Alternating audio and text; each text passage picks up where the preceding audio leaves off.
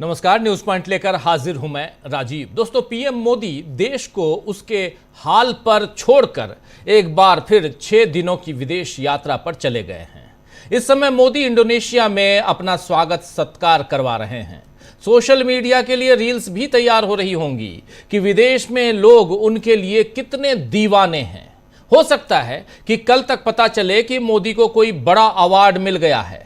हालांकि अब मोदी के विदेश जाने और अवार्ड लेने का इंटरनेशनल मजाक बन रहा है। ब्रिटेन के अखबार द गार्डियन ने लिखा है, ये देखिए सामने क्या लिखा है। Give him any award and he will come running, यानी उन्हें कोई भी अवार्ड दीजिए वो दौड़े चले आएंगे। इस लेख में ब्रिटिश अखबार ने भारतीय प्रधानमंत्री नरेंद्र मोदी को बार बार मिलने वाले अंतर्राष्ट्रीय सम्मानों और उनके समय पर सवाल उठाए हैं और कहा है कि हाल ही में कई छोटे देशों ने खास तौर पर उनके लिए बिल्कुल नए अवार्ड शुरू किए हैं। द गार्डियन के इस लेख पर अब कांग्रेस ने भी एक पोस्ट लिखी है जिसमें यही शीर्षक लिखा है कि और साथ ही मोदी का एक कैरिकेचर दिखाया गया, ये देखिए, जिसमें मोदी के विमान की सीढ़ियों पर यही लिखा हुआ है। आप देखिए क्या लिखा हुआ है, give him any award and he will come running. इस पोस्ट को देख लीजिए गौर से। और ये पहली बार नहीं है, मोदी का मजाक देश या विदेश में उड़ा हो, ये पहली बार नहीं है। लेकिन मोदी जानते हैं कि उनकी सत्ता तो अभी सुरक्षित है ही, संवैधानिक संस्थाएं उनके साथ हैं और जनता भी सारी तकलीफें सहकर आएगा तो मोदी ही जैसे जुमलों को सच होने दे रही है और उसमें लगी हुई है। अभी आप देखिए कि देश में कितने तरह की तकलीफों से जनता जूझ रही है। युवा परीक्षा और शिक्षा की गड़बड़ी को लेकर परेशान है। राम मंदिर में चढ़ावा चोरी का मामला बढ़ता जा रहा है। ऊपर से मौसम की मार भी जनता पर पड़ रही है। कल ही एक बारिश में मुंबई में 13 लोगों की जान चली गई। अब सोचने वाली बात यह है कि क्या आतंकी हमले होने पर जान जाए तो ही देश की जनता विचलित होगी? अगर बारिश, लू, ठंड इन सब से जान चली जाती है तो क्या इस पर लोगों को सरकार से जवाब नहीं मांगने चाहिए कि हमें बचाने के लिए वो क्या कर रही है? बारिश के कारण सड़कों पर, पुलों पर कैसे गड्ढे बन रहे हैं, इसकी खबरें सारे देश से सामने आ रही हैं। ये सब बीजेपी के भ्रष्टाचार का नमूना है। भ्रष्टाचार मुक्त भारत की बात करने वाले नरेंद्र मोदी भ्रष्टाचार में लिप्त सरकार अब दिखाई दे रही है। लेकिन मोरबी पुल गिरने के बाद आप याद कीजिए, पहलगाम की घटना होने के बाद, नोटबंदी और जीएसटी के बाद भी मोदी ही सत्ता में आते हैं तो फिर मोदी क्यों फिक्र करेंगे कि जनता पर क्या बीत रही है? हालांकि कांग्रेस बार बार इन सब पर आवाज उठा ही रही है। अभी राहुल गांधी ने बस बनाने वालों से, जी हां, बस जिसमें हम सफर करते हैं, बस बनाने वालों से मुलाकात कर एमएसएमई सेक्टर में हो रही तकलीफों को उजागर किया है। उसका वीडियो आज जारी किया है राहुल गांधी ने। इधर आज एनएसयूआई के प्रभारी कन्हैया कुमार और एनएसयूआई के अध्यक्ष विनोद जाखड़ ने एक प्रेस कॉन्फ्रेंस में बताया कि कांग्रेस शिक्षा व्यवस्था में सुधार के लिए क्या करने जा रही है। आइए जरा सुनिए यहां कन्हैया कुमार को, सुनिए जरा। अगर आप इस देश की परीक्षाओं को देखेंगे तो आज की तारीख में कोई ऐसी परीक्षा नहीं है जिसके ऊपर सवाल नहीं उठ रहे हैं। अभी 1-2 दिन पहले की बात है, मध्य प्रदेश के एक टेक्निकल विश्वविद्यालय का पूरा क्वेश्चन पेपर का बंडल ही चोरी हो गया। चाहे इस देश में सिलेबस की बात हो, पेपर लीक की बात हो, सेशन की बात हो, हॉस्टल की बात हो, या जैसे तैसे पढ़ाई पूरी करने के बावजूद वैकेंसी और नौकरी की बात हो, हम ये कह सकते हैं कि इस देश की शिक्षा व्यवस्था को मौजूदा सरकार ने आईसीयू में पहुंचा दिया है। इस बात को देखते हुए राहुल जी लगातार देश भर के विद्यार्थियों के बीच जा रहे हैं, उनसे मिल रहे हैं, बात कर रहे हैं। चाहे भारत जोड़ो यात्रा हो या भारत जोड़ो न्याय यात्रा हो, बड़ी संख्या में देश के विद्यार्थी उनसे आकर के बात किए और नेता प्रतिपक्ष ने यह महसूस किया कि इस देश की शिक्षा व्यवस्था में आमूल चूल परिवर्तन की आवश्यकता है। लेकिन कोई भी परिवर्तन बंद कमरों में बैठकर नहीं हो सकता है। विचार विमर्श हो सकता है, लेकिन परिवर्तन के 2 स्तर होते हैं। पहला स्तर यह है कि समस्या की पूरी जानकारी हो और फिर उन समस्याओं के समाधान तक पहुंचा जाए। इसी उद्देश्य को लेकर के पिछले दिनों नेता प्रतिपक्ष कोटा में देश की शिक्षा व्यवस्था को लेकर के एक प्रेजेंटेशन विद्यार्थियों के बीच में, अभिभावकों के बीच में और इस देश के जो शिक्षाविद हैं उनके बीच में उन्होंने रखा। और उस मुहिम को आगे बढ़ाते हुए एनएसयूआई और आईओआईसी, कांग्रेस पार्टी के बाकी सेल और प्रकोष्ठ मिल करके देश के 28 शहरों में कोऑर्डिनेटर नियुक्त करके छात्रों की गूंज कैंपेन को चला रहे हैं। राहुल जी के प्रेजेंटेशन को विद्यार्थियों के बीच में लेकर के आ रहे हैं और विद्यार्थियों के जो इसी प्रेस कॉन्फ्रेंस में एनएसयूआई के अध्यक्ष विनोद जाखड़ ने क्या कुछ कहा है, आइए जरा वो भी सुनते हैं। विनोद जाखड़ भी काफ़ी मुस्तैदी के साथ, चुस्ती के साथ लगातार शिक्षा व्यवस्था में गड़बड़ियों को उजागर करने के लिए अपनी टीम के साथ सड़कों पर दिखाई देते हैं। जरा सुनिए विनोद जाखड़ क्या कह रहे हैं। जिस तरीके से देश के अंदर आज शिक्षा व्यवस्था बदहाली में है, आज शैक्षणिक संस्थाएं जिस तरीके से ध्वस्त की जा रही हैं, एक सोची समझी साजिश है। पूरे देश के अंदर आज छात्र संघ चुनावों को एक साजिश के तहत बंद किया गया है ताकि कैंपस के अंदर जो आज इनकी तानाशाही है उसको ये कायम रख सके। इसी को लेकर एनएसयूआई ने अब ऑर्गेनाइजेशन के इलेक्शन की शुरुआत की है। अब प्रत्येक कैंपस के अंदर हम अपनी यूनिट्स बनाएंगे इलेक्शन के माध्यम से। राहुल गांधी जी की यह सोच है कि डेमोक्रेटिक सिस्टम होना चाहिए। हर व्यक्ति जो इस देश के अंदर अंतिम पंक्ति में खड़ा है और कैंपस के अंदर लड़ाई लड़ रहा है, उसको भी चुनाव लड़ने का अधिकार होना चाहिए। वो अपने छात्र जीवन में छात्र संघ का चुनाव लड़ता है, लेकिन आज पूरे देश के अंदर छात्र संघ के चुनाव बंद हैं। इसी को लेकर अब एनएसयूआई जो है उनको आगे बढ़ने का मौका देगी, उनको आवाज उठाने का मौका देगी। क्योंकि मैं जिस तरीके से देख रहा हूं, आज कैंपस के अंदर इतनी तानाशाही हो गई है, डेमोक्रेसी को पूरी तरीके से खत्म किया जा रहा है। आज हम दिल्ली विश्वविद्यालय की बात करते हैं तो जिस तरीके से वहां के वाइस चांसलर का जो एक्सटेंशन है, ये बड़ा प्रश्न चिन्ह खड़ा करता है यूजीसी के नियमों पे भी, कि आप किस आधार पे जो है उनका समय आगे बढ़ा रहे हैं जबकि उनका कार्यकाल पूरा हो चुका है। तो ये तमाम चीजें हैं। आज हम लोग देखते हैं कि कैंपस में अगर कोई छात्र आवाज को उठाता है तो उसको मुकदमे लगाने की धमकी दी जाती है, उसके अटेंडेंस शॉर्ट लगाने की धमकी दी जाती है। और जिस तरीके से आज प्रोफेसरों की भर्ती की जा रही है पूरे देश के अंदर, तो ये समझ में आ गया है कि विशेष आइडियोलॉजी के लोगों को कैंपस के अंदर भरने की प्रक्रिया चालू कर दी गई है। उनका कोई काम नहीं होता, उनका एक ही काम होता है, केवल आरएसएस का प्रचार करना। तो इन तमाम चीजों को लेकर अब एनएसयूआई जो है अपने ऑर्गेनाइजेशन का स्ट्रक्चर को बढ़ा रही है।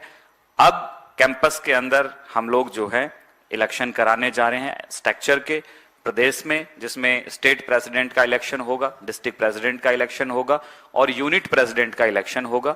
उसमें मैं कुछ बिंदु आपके सामने रखना चाहता हूं।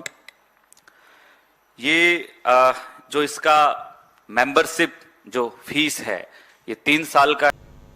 तो सुन रहे थे यहाँ स्टेट प्रेसिडेंट और एनएसयूआई आगे क्या करने जा रहा है, ये ऑर्गेनाइजेशन क्या करेगा आगे, इन सब पे बात यहाँ रखी जा रही थी। तो एक तरफ कांग्रेस शिक्षा की गड़बड़ियों पर आवाज़ उठा रही है तो दूसरी तरफ जंतर मंतर आई है। तो जंतर मंतर पर आज 17वें दिन भी धरना प्रदर्शन जारी है और साथ ही सोनम वांगचुक, नेहा बोरा सहित कईयों का अनशन वहाँ चल रहा है। आप जानते हैं अच्छी तरह से सरकार इन लोगों को अब तक बात करने के लिए क्यों नहीं बुला रही है और क्या धर्मेंद्र प्रधान का इस्तीफा लिया जाएगा, इन सवालों के जवाब मिलना अभी बाकी है। इधर एक बड़ी लड़ाई इस समय टीएमसी में चल रही है।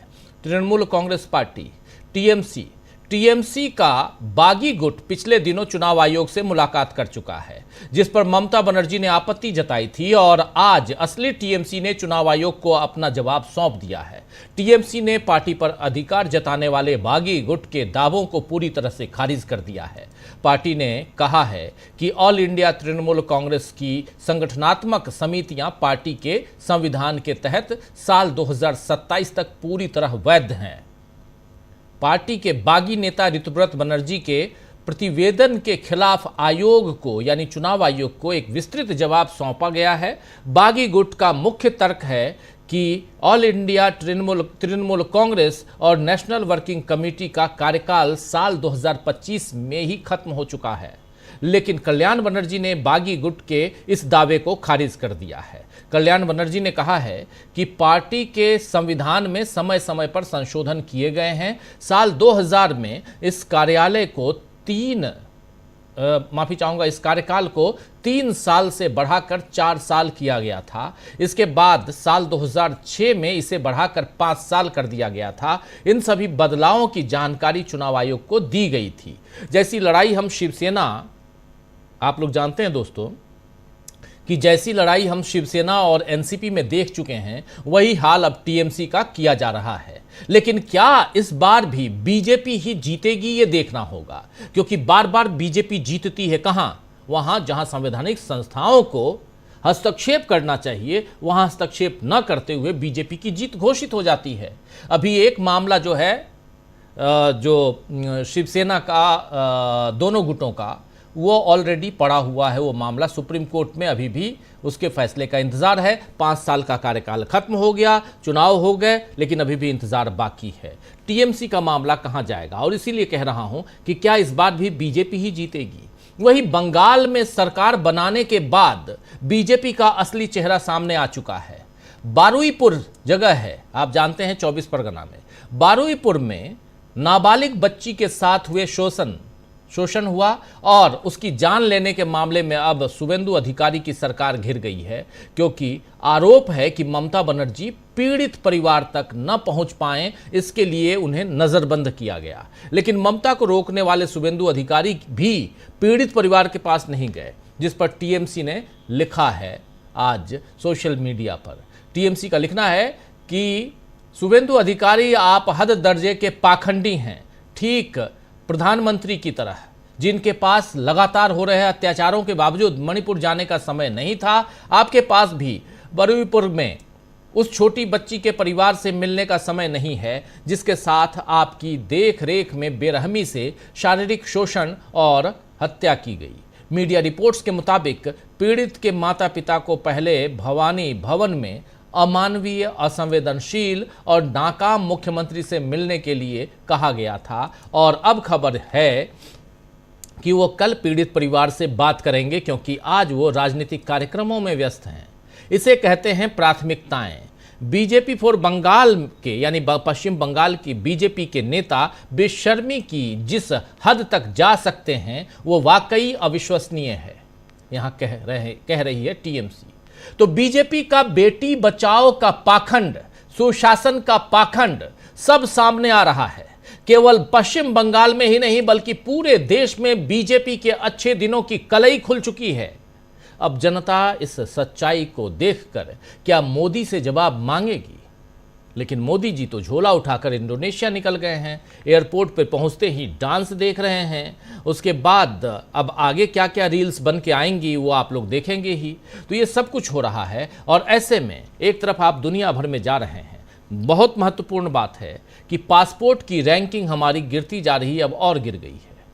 पासपोर्ट की रैंकिंग अब 125वें स्थान पर आ गई है। प्रधानमंत्री अगर विदेश जाते हैं और इतना ही विदेश में हमारा डंका बोल रहा है, तो हमारे पासपोर्ट की रैंकिंग क्यों गिर रही है? पासपोर्ट की रैंकिंग गिरने का मतलब है कि विदेश में हमारी पकड़ कमज़ोर हो रही है। और इन सब के बीच प्रधानमंत्री नरेंद्र मोदी तो विदेश घूम ही रहे हैं। विपक्ष के हाथ कैसे लग रहा है मौका, और कैसे यहाँ प्रधानमंत्री नरेंद्र मोदी की पार्टी यानी भाजपा अपने ही एजेंडे में उलझ गई है, इन सब की चर्चा हम करेंगे। हमारे साथ कुछ वरिष्ठ साथी जुड़े हुए हैं, पहले उनसे आपका परिचय करवाता हूं और फिर आगे बढ़ते हैं। 3 वरिष्ठ साथी इस वक्त हमारे साथ जुड़े हुए हैं। अमलेंदु उपाध्याय जी हैं, प्रशांत टंडन जी हैं और सुनील शुक्ला जी हैं। आप सभी का स्वागत है, इस्तकबाल है। स्वागत इस्तकबाल अब तमाम दोस्त साथी शुभचिंतक आप सबका, जो अब तक जुड़ चुके हैं उनका भी, जो जुड़ने वाले हैं उनका भी। और उधर जंतर मंतर से हमारे साथी इकरार जुड़े हुए हैं। इकरार, आपका भी स्वागत है। और इधर बिल्कुल बाएं साइड में आप कांग्रेस की प्रेस कॉन्फ्रेंस की तस्वीरें देख रहे हैं। ये जुड़े नहीं हैं, ये तस्वीरें हैं, वीडियो है, विजुअल्स है, जिसको भी आप लोग देख चुके हैं। प्रधानमंत्री मोदी भी बीच बीच में दिखाई देंगे आपको, हालांकि आप देखना पसंद नहीं करते हैं। लेकिन सबसे पहले आना चाहता हूं कि जंतर मंतर पे क्या चल रहा है उसको ज़रा समझ लें। और कांग्रेस पार्टी की तैयारियां अभी हम लोगों ने देख ली, लेकिन जंतर मंतर पे इस वक्त क्या चल रहा है? इकरार, क्या चल रहा है जंतर मंतर पे?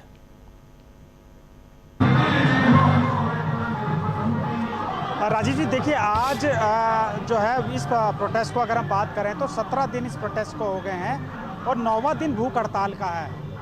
तो अभी जो आप मेरे पीछे जो देख रहे हैं, रंग दे बसंती का गाना चल रहा है और उस पर तिरंगा फहराया जा रहा है। ये दरअसल उन लोगों के लिए है क्योंकि जो भूख हड़ताल जो लगातार जो छात्र कर रहे हैं उनकी संख्या 25 हो गई है। 25 के आसपास जो छात्र और युवा है वो यहाँ भूख हड़ताल पर बैठे हैं, जो कि अलग अलग संगठनों और अलग अलग संगठनों के साथ साथ कुछ छात्र भी हैं और उसके साथ कुछ युवा भी हैं जो कि यहाँ भूख हड़ताल पर बैठे हैं। वही ऐसी संख्या अभी बढ़ गई है जो कि एक दिन का फास्ट कर रहे हैं।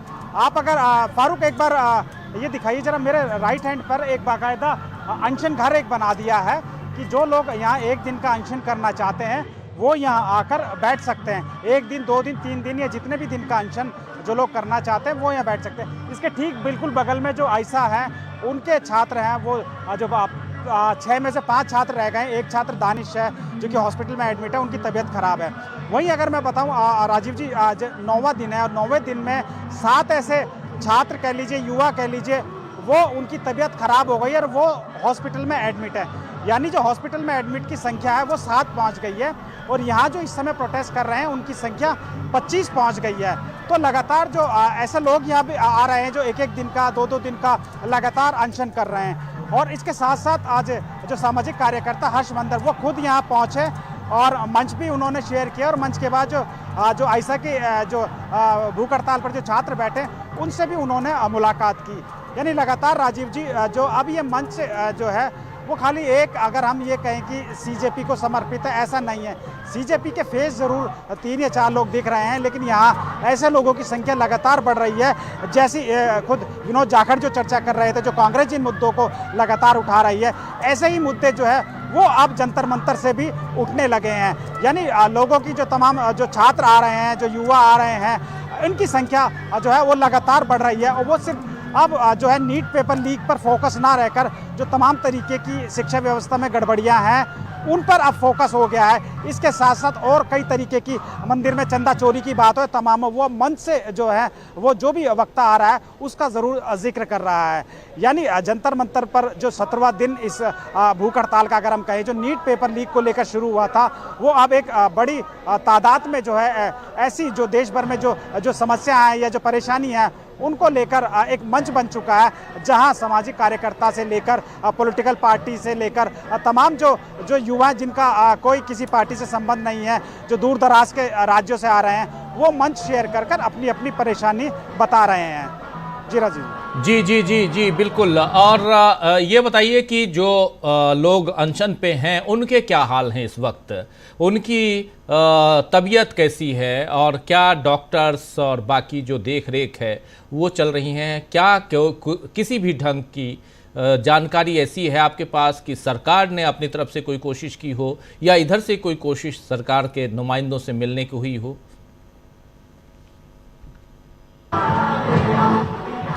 राजीव जी, जो डॉक्टर्स की अगर हम बात करें तो डॉक्टर सुबह दोपहर शाम 3 टाइम आ रहे हैं और वो छात्रों से जो छात्र जो है उनका बीपी, शुगर और तमाम तरीके की जो जांच होती है वो कर रहे हैं। अब यहाँ ये हो गया कि जिस छात्र की ज़्यादा तबीयत खराब हो रही है उसको सीधा हॉस्पिटल ले जा रहे हैं।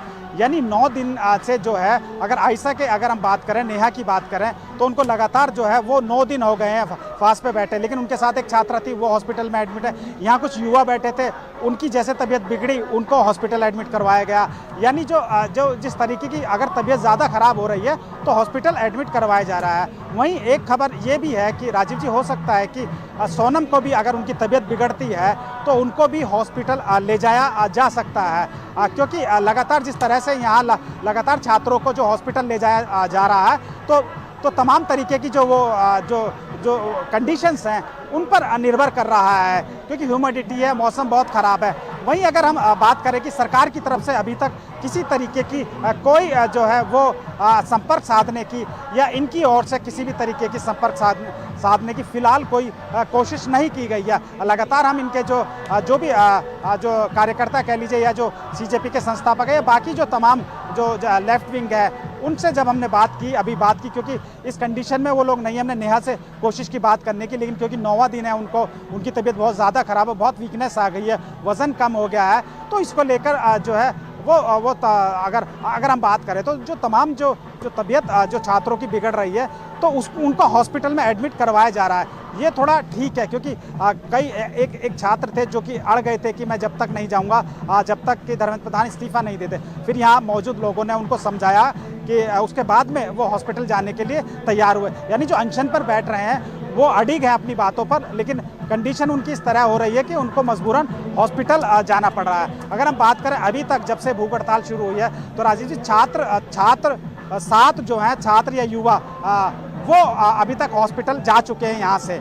वहीं अगर हम प्रोटेस्ट इनकी जो अब आज की डेट की अगर हम बात करें जो भूख हड़ताल पर बैठे हैं उनकी संख्या 25 हो गई है। यानी 25 जो है वो छात्र और युवा और जो तमाम जो बाकी के जो लोग हैं वो यहाँ अनशन पर बैठे हैं। वहीं अब ये ट्रेंड शुरू हो गया है कि एक दिन का 2 दिन का लोग अनशन कर रहे हैं। इसीलिए जो मेरे राइट हैंड साइड में वो एक अनशन घर बना दिया ताकि जिन लोगों को 1 दिन 2 दिन 3 दिन का अनशन करना पड़े तो वो लोग कर सकते हैं। वहीं अगर मैं बात करूं तो संडे को जब हमने जानकारी ली तो संडे को सबसे ज़्यादा 36 लोगों ने अनशन किया था, 36 लोगों ने अनशन किया था, जिसमें 20 के आसपास जो रेगुलर स्टूडेंट थे और बाकी के जो 15 अगर हम कह लें 16 कह लें तो वो एक दिन के अनशन पे थे। जी राजीव जी बिल्कुल, जरा वो दिखाइए कहाँ अनशन घर कहाँ बनाया गया है, ज़रा वो अगर दिखा सकते हैं तो दिखाइए ज़रूर, जो अभी आप कह रहे थे जरा वो दिखाइएगा। फारूक एक बार जरा दिखाइए जो अनशन घर जो बनाया गया है,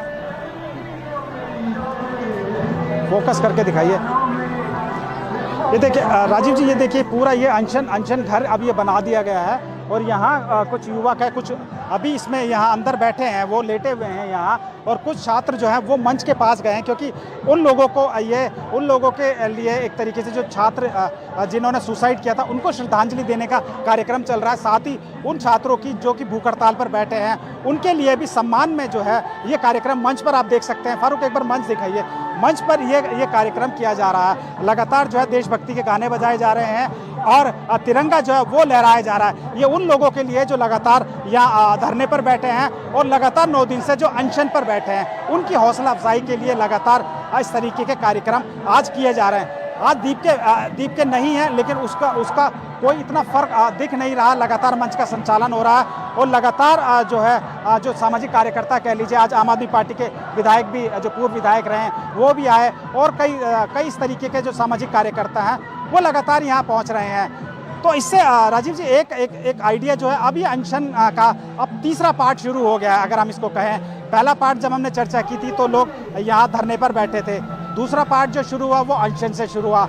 अब जो तीसरा पार्ट है, तीसरे पार्ट में जो है अब लोग लगातार अनशन पर बैठ रहे हैं और साथ साथ उनके जो सामाजिक कार्यकर्ता कह लीजिए, समाज सुधार की जो लोग बात करते हैं, जो शिक्षा व्यवस्था की सुधार की बात कर रहे हैं, वो लोग उन लोगों का लगातार यहाँ आना वो शुरू हो गया है। पॉलिटिकल पार्टी के लोगों का आना यहाँ पर लगातार शुरू हो गया है। आज जो औरंगाबाद में भी जो कार्यक्रम है उसमें भी जो एनसीपी शरद पवार गुट है उनका समर्थन है उस कार्यक्रम में। तो इस तरह से लगातार जो लोग हैं उनका समर्थन, चाहे पॉलिटिकल पार्टी कह लीजिए, सामाजिक कार्यकर्ता, वो इसको लगातार मिल रहा है। अब ये मंच अगर हम ये कहें तो इसमें कोई वो अतिशयोक्ति नहीं होगा कि अब ये सीजेपी का मंच ना रहकर ये आम लोगों का मंच हो गया है। जी बिल्कुल, आप हमारे साथ बने रहिए। इकरार ज़रा इधर स्टूडियो में हमारे तमाम साथियों के बीच आना चाहता हूं और चर्चा को आगे बढ़ाते हैं और उधर की रिपोर्ट आप दे ही रहे हैं, आपके पास दोबारा आता हूं। ज़रा इधर हमारे साथ प्रोफेसर अखिल स्वामी जी जुड़ गए हैं, हमारे साथ इधर सुनील शुक्ला जी हैं, हमारे साथ प्रशांत टंडन जी हैं और अमलेंदु उपाध्याय जी हैं। एक बार फिर आप सभी का स्वागत इस्तकबाल है इस कार्यक्रम में। प्रोफेसर अखिल स्वामी जी, आपके पास जल्दी से आना चाहता हूं। कैसे देखा जाए स्वामी जी, अभी कुछ चीज़ें हम लोग पहले रख चुके हैं। देखिए, देश भर में इतने मुद्दे हैं, इतनी सारी समस्याएं एक साथ आ गई हैं सामने, और शुरुआत में कह चुका हूं, अब मुंबई में एक बारिश हुई, घनघोर बारिश, और उस बारिश में 13 लोगों की जान चली गई है। 13 लोगों की जान चली गई। और सवाल मेरा यही है कि क्या अगर कोई आतंकी हमला होगा तभी देश की सरकार जो है वो जागेगी? तब भी नहीं जागती है, लेकिन तभी उसकी चर्चा होगी। और ऐसी आपदाओं में लोगों की जान चली जाए तो उसकी चिंता नहीं है। ये एक बड़ा सवाल है। लेकिन इन सब के बीच युवाओं का भविष्य कैसे, उसके साथ कैसे खेला जा रहा है, उसका उदाहरण हम लोग पिछले 15-17 दिनों से देख रहे हैं। जंतर मंतर पे कोई पूछने वाला नहीं है। अभी बता रहे हैं इकरार कि 25 लोग, आज की तारीख में 25 लोग आमरण अनशन पर हैं। अनशन घर बना दिया गया है। कांग्रेस पार्टी अलग तैयारी कर रही है। आज प्रेस कॉन्फ्रेंस की एनएसयूआई के जो चीफ हैं उन्होंने यानी कन्हैया कुमार ने और जाखड़ ने, विनोद जाखड़ ने, दोनों ने प्रेस कॉन्फ्रेंस, उनकी प्रेस कॉन्फ्रेंस को भी हम लोगों ने अभी दिखाया। जरा आपके जरिए समझना चाहता हूं कि जो चल रहा है, और नरेंद्र मोदी जी विदेश चले गए हैं, नरेंद्र मोदी जी विदेश गए हैं, लेकिन सबसे बड़ी बात द गार्डियन ने जो लिखा है, जरा एक बार ले आइए स्क्रीन पर। गार्डियन ने जो लिखा है कि जहां भी अवार्ड मिले वहां दौड़ के चले जाते हैं। जरा इसको, give him any award and he will come running. आप उनको कोई भी अवार्ड दे दीजिए और वो दौड़े चले आएंगे। ये नरेंद्र मोदी के लिए है। छोटे छोटे देशों ने पिछले दिनों यही किया है, नए नए अवार्ड की घोषणा कर दी और नरेंद्र मोदी को दिया है। आखिर देश की इज्जत कहां जा रही है? और ये सारी खबरें और कवरेज जो है वो अब अखबारों और इसके जरिए दुनिया में जा रहे हैं। ये ऐसे कवरेज, ऐसी खबरें जा रही हैं। स्वामी जी, आपकी प्रतिक्रिया। देखिए राजीव जी, ये जो जंतर मंतर में हो रहा है या एनएसयूआई यूथ कांग्रेस के साथ हो रहा है, और जो अभी राम जन्मभूमि के अंदर आज निर्णय उनके ट्रस्ट ने किया है, ये क्या बातें पूरे विदेश के मीडिया और पूरे विदेश के लोग नहीं समझ रहे होंगे? क्या ये नहीं समझ में आ रहा है कि कहीं गुरुद्वारे में कोई चोरी नहीं होती, कहीं चर्च के अंदर चोरी नहीं होती, कहीं किसी मुस्लिम एस्टेब्लिशमेंट में चोरी नहीं होती? और जब से पिछले 12 साल से हमने इन्हें सत्ता सौंपी है और देश की जनता ने समझा था कि ये लोग हिंदू धर्म को बचाने के लिए आए हैं, और हिंदू धर्म के सारे मंदिरों के अंदर चोरी हो रही है। देखिए राजीव जी, एक बात तो देखिए बिल्कुल स्पष्ट है, अलग अलग लोग लड़ाई करेंगे तो वो सफलता नहीं मिलेगी। अगर किसान ये सोचें कि अपने यूरिया डीएपी नहीं मिल रही है उसके लिए लड़ाई लड़ेंगे, वो जीत जाएंगे। अग्निवीर अपनी लड़ाई लड़ेंगे, छात्र अपनी लड़ाई लड़ेंगे, नीट वाले अपनी लड़ाई लड़ेंगे, जो मेहनत कश लोग हैं, जो श्रमिक हैं, वो अपनी लड़ाई लड़ेंगे। सबको ये डिवाइड करके सबको खत्म कर देंगे, किसी की मांग पूरी नहीं करेंगे।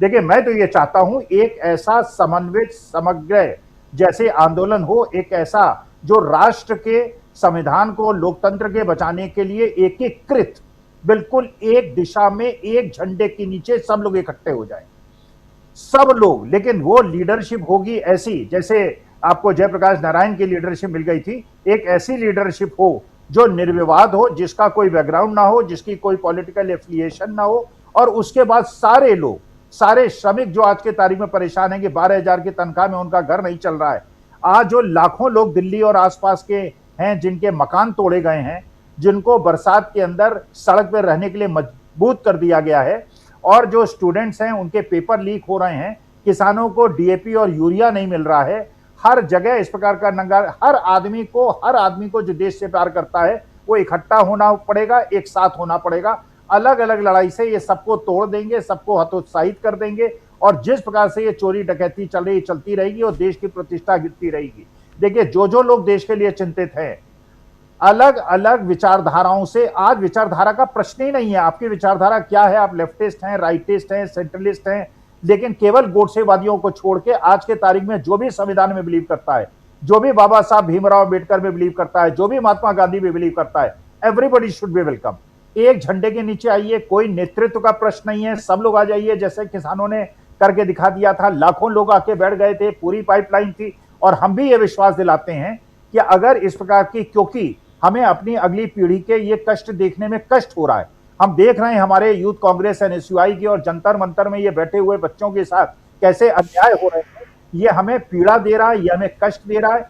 इसलिए हम भी उस आंदोलन में पार्टिसिपेट करने की कोशिश करेंगे। तो आपस के मतभेद भूल जाएं, इधर उधर के चक्करों को भूल जाएं, एक झंडे के नीचे आ जाएं, और हमें एक ऐसी सरकार चाहिए जैसी सरकार हमने 2014 के पहले देखी है। यहां तक कि अटल बिहारी वाजपेयी की भी जो सरकार थी उसने अपने मूल सिद्धांत जो हमारे देश के थे, थोड़ा बहुत कम्युनलिज्म उन्होंने भी किया था, लेकिन जो मूल सिद्धांत थे उनसे समझौता नहीं किया था। वरना एक आदमी को खरीद सकते थे अटल बिहारी वाजपेयी अपनी सरकार को बचाने के लिए, उन्होंने वो नहीं किया था। और उन्होंने ये भी कहा था कि जो सत्ता में बैठा हुआ है उसको राजधर्म निभाना चाहिए। तो अगर राजधर्म निभाने वाले राजधर्म को नहीं निभा रहे हैं तो आज देश की जनता का सबका ये कर्तव्य बनता है, जाति और धर्म से ऊपर उठकर, क्या आपकी आइडियोलॉजी है इससे ऊपर उठकर, कि हमें ऐसी सरकार जो तानाशाह सरकार है, जो बिल्कुल एक डिक्टेटरशिप को देश के अंदर थोपना चाहती है, हमारे देश की कॉन्स्टिट्यूशन को खत्म करना चाहती है, उसके खिलाफ एकजुट हो जाएं। ये अलग अलग लड़ाई से मुझे सफलता दिखती नहीं है। सब एकजुट हो जाएं, एक झंडे के नीचे हो जाएं और हर देश का पार्ट जो अपने देश को प्यार करता है एक साथ आ जाए और इस सत्ता को हटाए, क्योंकि ये लोकतंत्र विरोधी लोग हैं, ये चंदा चोर लोग हैं और इन्होंने हमारी आस्थाओं पे, सनातनी आस्थाओं पे भी ठेस पहुंचाई। चंदा चोर, चढ़ावा चोर, अब सब चोरी कर ही रहे हैं और दिख रहा है। आज 3 घंटे की इन ट्रस्ट की बैठक हुई है और राम मंदिर ट्रस्ट की बैठक, और उस बैठक से बस एक ही खबर सामने निकल के आई है कि चंपत राय और अनिल मिश्रा का इस्तीफा स्वीकार कर लिया गया है। उसके अलावा कुछ नहीं दिखाई दे रहा है। प्रशांत जी, ज़रा आपके पास जल्दी से आना चाहता हूँ, कैसे देखते हैं आप इधर? हालांकि हम लोग लगातार इस पर चर्चा कर रहे हैं। आज 17वां दिन उधर जंतर मंतर का, उसमें बता रहे हैं 25 लोगों का अनशन घर बनाना, कांग्रेस पार्टी की तैयारियां, उसमें उनके युवा विंग के लोग दिखाई दे रहे हैं। एक बात लेकिन यहाँ समझ में आ रही है कि ये जो मंच है जहाँ पर इकरार खड़े हैं, अब उस मंच पर वो लोग आ रहे हैं जो त्रस्त हैं, जो ओरिजिनली वो किसी भी ढंग से उनको एक जगह मिल गई है प्रशांत जी, जहां वो आ रहे हैं। क्या इसे एक अच्छी शुरुआत कही जाए? धीमे धीमे ये बढ़ता जाएगा, इसका स्वरूप बढ़ता जाएगा। और जंतर मंतर पर जो हो रहा है वो हम देख रहे हैं। गुजरात के मोरबी में भी एक भूख हड़ताल चल रही है किसानों की जी। अडानी के जमीन हथियाने के काम के बाद वहाँ मुआवजे का इशू है। औने पौने दाम पे अडानी की टावर्स बन रही हैं उसको किसानों की जमीनों पे, और उसमें वो मुआवजा नहीं दे रहे। 16वां दिन है, वहाँ 11 किसान भूख हड़ताल में बैठे हुए हैं, उनका 16वां दिन है। तो देश भर में ये आंदोलनों का मौसम जो है वो आ रहा है, और ये अच्छी बात है कि लोग बहुत समय के बाद सड़कों पर दिखाई दे रहे हैं, बोलने की हिम्मत जुटा रहे हैं और सोशल मीडिया पे अपनी बात रख रहे हैं। तो ये अच्छी शुरुआत है, डेमोक्रेसी के लिए अच्छी है, क्योंकि डेमोक्रेसी में ये सब चीज़ें होना ज़रूरी है। सरकार की जवाबदेही तय करना ज़रूरी है। और क्योंकि एक बड़ा हिस्सा जो है सरकार के कब्जे में है वो गोदी मीडिया है, तो वो गोदी मीडिया का जहर कम करने के लिए भी ये ज़रूरी है कि लोगों में संवाद हो, क्योंकि गोदी मीडिया में सिर्फ और सिर्फ 2 काम होते हैं, सरकार का प्रोपेगेंडा और हिंदू मुसलमान का नैरेटिव। तीसरा कोई काम वहाँ पे नहीं होता है।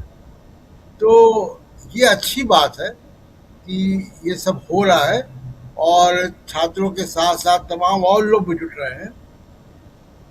दूसरी बात है कि राम टेम्पल की जो बात अभी आप कर रहे हैं,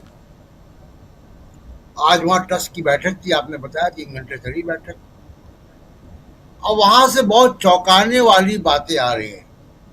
चंपत राय जी का इस्तीफा स्वीकार हो गया। एक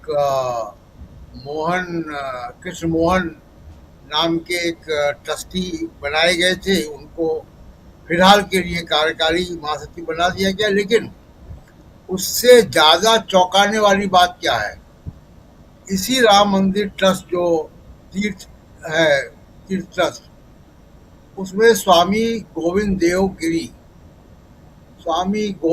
गिरी वो कोषाध्यक्ष थे, ट्रेजरर, और उन्होंने बयान दिया कि हमको नहीं मालूम है कि क्या हो रहा था वहाँ। उन्होंने कहा कि हमको मतलब ट्रस्टी जो है, ट्रस्टी भी है और जो कोषाध्यक्ष है वो बैंक में ऑथराइज सिग्नेटरी नहीं है, उनको कोई हिसाब किताब नहीं दिखाया जाता, वो बैंक में ऑथराइज सिग्नेटरी भी नहीं है और उनको कुछ मालूम नहीं, ट्रस्टी को नहीं मालूम है कुछ, और जो कोषाध्यक्ष उसको भी नहीं मालूम है। तो इसका मतलब है कि एक कोई खास गुट था वहां पे जो इस चंदे की रकम की चोरी कर रहा था। ये 8 लोगों को गिरफ्तार कर लिया, जो छोटे लोग हैं, कर्मचारी हैं। जो असली जो लोग हैं वो कभी नहीं पकड़े जाएंगे इसमें, और असली किंगपिन वही है। ये बात मैं क्यों कह रहा हूं कि राम मंदिर का मामला आरएसएस जो है वो छोड़ना नहीं चाहती। आरएसएस उसकी चंदे पर बैठे रहना चाहती है, चढ़ावे पर। अगर आरएसएस की नीयत ठीक है तो जैसे वैष्णो देवी का, जैसे काशी विश्वनाथ मंदिर के कानून बने हुए हैं, ऐसा कानून सरकार बना दे, उत्तर प्रदेश की सरकार जिसकी भी आएगी भविष्य में, ये मंदिर उसकी देखरेख में काम करेगा। तो जो सरकार के अधीन ट्रस्ट बने हुए हैं वहां से ऐसी गड़बड़ियों की खबरें नहीं आती हैं, लेकिन आरएसएस इस पे कब्जा नहीं छोड़ना चाहती है और इसलिए ये ट्रस्ट को भंग नहीं कर रहे हैं। प्रधानमंत्री नरेंद्र मोदी को उन्हीं की पहल पे ये ट्रस्ट बना, उन्हीं के लोग थे, और अभी इस बात में पर्दा पड़ा हुआ है कि चंदे का अंतिम बेनिफिशियरी कौन था, उसका कितना बड़ा चंदा की घपला हुआ है। क्योंकि बहुत से लोग बात कर रहे हैं सोने की, बहुत से लोग चांदी की बात कर रहे हैं। सोचिए, रामचरितमानस 1 किलो से भी ज्यादा ऊपर के वजन की रामचरितमानस सोने की, उसकी कीमत क्या होगी। ऐसे कितने असंख्य जो आभूषण है, सोना है, चांदी है, जेवरात है, वो दिए गए और वो गायब है। तो ये कहाँ जा रहे थे? और अगर वो नहीं जा रहे थे, वाकई अगर नरेंद्र मोदी चाहते हैं कि ये मंदिर का फंडिंग जो है, चढ़ावा जो है वो पारदर्शी हो, तो कानून बना के वैसे ही करें जैसे वैष्णो देवी का होता है, जैसे तमाम और मंदिरों का होता है। ये बड़ी दिक्कत इनके साथ कि कब्जा नहीं छोड़ना चाहते, और इसमें नरेंद्र मोदी की व्यक्तिगत जो है इमेज जो है वो खराब हो रही है, खराब हो चुकी है। बचा क्या उसमें कि जो 100 साल से आरएसएस का काम चल रहा था हिंदू मुसलमान का, और उस पर एकमात्र आंदोलन था, उसको भी आपने अपने ऊपर एक पाप ले लिया कि वहां पे चढ़ावा चोरी हो गई। तो अब इन सब चीज़ों का असर विदेश यात्राओं से, इन सब चीज़ों से, कहीं से आप कोई मेडल ले आए, कोई ट्रॉफी ले आए एआई से बनवा के, उससे अब फर्क पड़ने वाला नहीं है। जी बिल्कुल, ये फर्क नहीं पड़ने वाला। बिल्कुल आप सही कह रहे हैं। जरा आना चाहता हूँ सुनील शुक्ला जी आपके पास कि राम मंदिर की बात तो हो रही है और खूब हो रही है, आज दिन भर चर्चा में राम मंदिर बना रहा, लेकिन ओवरऑल देखिए सुनील शुक्ला जी, ओवरऑल जो वादे करके नरेंद्र मोदी आए थे, कितने वादों को उन्होंने पूरा किया। दूसरी बात यहाँ मैं समझना चाहता हूँ कि इस देश की जनता, क्या वो ये नहीं समझ रही है कि लगातार उसके साथ छल किया जा रहा है? ये एक बड़ी संख्या की बात मैं कर रहा हूँ, उनको समझ में नहीं आ रहा है। सरकारें आती जाती रहती हैं, लेकिन अगर सरकार ये सोच ले कि कोई भी जीते सरकार तो हम ही बनाएंगे, बीजेपी ये सोच ले, जो पश्चिम बंगाल में हो रहा है अभी आप देख लीजिए, ममता बनर्जी इस वक्त कैंडल मार्च कर रही हैं। कल रात को उनको नज़रबंद कर दिया गया, उनके घर को, मतलब house, just like house arrest. एक 11 साल की बच्ची के साथ दुष्कर्म, उसके बाद उसको तालाब में मार के तालाब में फेंक दिया जाता है। ये घटनाक्रम, ये ऐसा नहीं है कि ये शुभेंदु अधिकारी आए हैं तभी ऐसी घटनाएं हो रही हैं। ममता बनर्जी थी तब भी हुई थी घटना, वाम दलों की सरकार थी तब भी हुई थी घटना, लेकिन घटना के बाद जिस एक्शन में आना चाहिए सरकार को, वो क्यों नहीं आती है? क्या आप इतना ज़्यादा यहाँ कॉन्फिडेंट हैं कि आने वाले समय में आप जो भी करेंगे लेकिन जनता आपके साथ रहेगी? जरा इस बात को समझने की कोशिश करते हैं, आपके जरिए मैं समझना चाहता हूं कि क्या आखिर क्यों इतना कॉन्फिडेंस में है नरेंद्र मोदी या उनकी पार्टी? निकल लिए अभी आए थे, आप देश की जनता से अपील करते हैं कि विदेश कम जाइए, खुद विदेश पे विदेश जा रहे हैं। क्या आफत आ गई है? आखिर क्यों बार बार अभी पिछले 1.5 महीने में ये जो 6 दिन लगा के 21 दिन आप विदेश में रहे, इस 6 दिन को मिला लीजिए, 15 दिन पहले रह चुके हैं, ये 6 दिन और मिलाइए तो 21 दिन हो जाएगा, 1.5 महीना, 45 दिन में 50% लगभग आप विदेश में हैं और देश की जनता को आप कह रहे हैं कि विदेश मत जाओ। तो क्या हम आप जैसे तमाम देश की जनता, हम लोग महामूर्ख हैं कि जो चाहे वो मूर्ख बना ले? ऐसे चलती है क्या सरकारें? इतने साल से आपने भी पत्रकारिता की है, सरकारों को बहुत नजदीक से देखा है। सुनील शुक्ला जी। सुनील जी। धन्यवाद राजीव जी। अगर सरकारों का तंत्र पे नियंत्रण हो जाए, अगर सरकारें यह मानने लगें कि जो उसका पॉलिटिकल नैरेटिव है वही प्रिवेल करेगा, अगर सरकारों को यह विश्वास हो जाए कि जो जन भावनाओं के मुद्दे हैं उनको लेकर के वह आगे बढ़ती चली जाएगी, गवर्नेंस के मुद्दे प्रिवेल नहीं करेंगे, तो स्वाभाविक सी बात है कि उनका आत्मविश्वास बढ़ जाएगा। उनको लगेगा कि नहीं, अब चुनाव कुछ भी हो, जो हम चाहेंगे वही होगा। अगर आप बड़ी करोड़ों लोगों के नाम 10% 11% लोगों के नाम पूरे देश में मतदाता सूची से कट गए और निर्वाचन आयोग की भूमिका के ऊपर लगातार सवाल पैदा उठ रहे हैं, राजनीतिक दलों को जो उनका अपोजिशन का स्पेस है वो भी आप नहीं लेने दे रहे हैं, राजनीतिक दलों की राजनीतिक ताकत को कमजोर करने का कोई प्रयास आप छोड़ नहीं रहे हैं, तो स्वाभाविक सी बात है कि आपको लगता है कि नहीं, कोई चुनौती नहीं है, चाहे गवर्नेंस का मुद्दा उठे, चाहे कुछ भी उठता रहे, हमारे ऊपर कोई असर नहीं पड़ना है। अगर आप इतने मुतमईन नहीं होते, राम के नाम पर आप सत्ता में आए, अयोध्या की बात आपने कही, बिल्कुल सही कि पूरे दिन भर चर्चा रही, लेकिन पूरे दिन यह चर्चा नहीं रही कि चंपत राय का हम अभिनंदन करते हैं, पूरे दिन यह बात नहीं रही कि हम उनकी सेवाओं को और उनके योगदान को भुला नहीं सकते, पूरे दिन यह बात नहीं रही कि जो लोग जो राम विरोधी लोग हैं या राम की भक्ति से में विश्वास नहीं करने वाले लोग हैं, उनकी साजिशों से सावधान रहने की जरूरत है। पूरे दिन यह बात नहीं हुई कि जो मीडिया के लोग हैं वो जानबूझ करके इस तरह का माहौल बनाए हुए हैं जिससे मंदिर की प्रतिष्ठा प्रभावित हो और ट्रस्ट की प्रतिष्ठा प्रभावित हो। यह बात कोई नहीं कह रहा था, यह बात चर्चा में जरूर थी, लेकिन अब ट्रस्ट अधिकृत रूप से इस बात को कहने लगा और कहा बाकायदे। इस्तीफा स्वीकार करने की कौन सी बात हो गई? यह तो बेबाती बेमानी हो गई।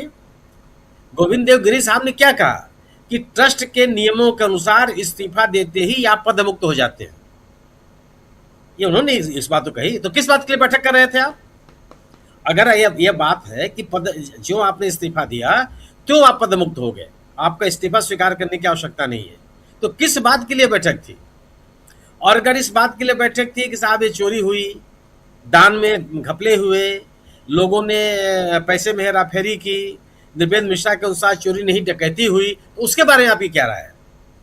उसकी जांच के बारे में आपकी क्या राय है? ये तो बात आपको बतानी पड़ेगी ना जी। अपने आप किसी मुद्दे पर आप बात करने के लिए तैयार नहीं है।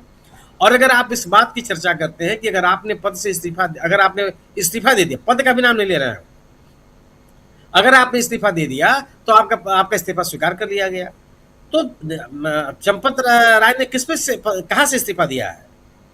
ट्रस्ट से इस्तीफा दिया है या महासचिव पद से इस्तीफा दिया है? अगर उन्होंने ट्रस्ट से इस्तीफा नहीं दिया तो आपके अनुसार ही वो ट्रस्ट से अलग नहीं होते। महासचिव पद से इस्तीफा दिया, महासचिव पद का इस्तीफा आपने स्वीकार कर लिया, गोया कि वो ट्रस्ट के जो मंदिर का जो परिसर है वहां रहेंगे, ट्रस्टी के रूप में उनकी उपस्थिति रहेगी। और अगर आप चंपत राय की भूमिका को इतना महान मानते हैं तो स्वाभाविक सी बात है कि उनके सामने कोई चुनौती नहीं होगी कि क्या कृष्ण मोहन जी का इतना अधिकार होगा कि वह चंपत राय को रोक सके?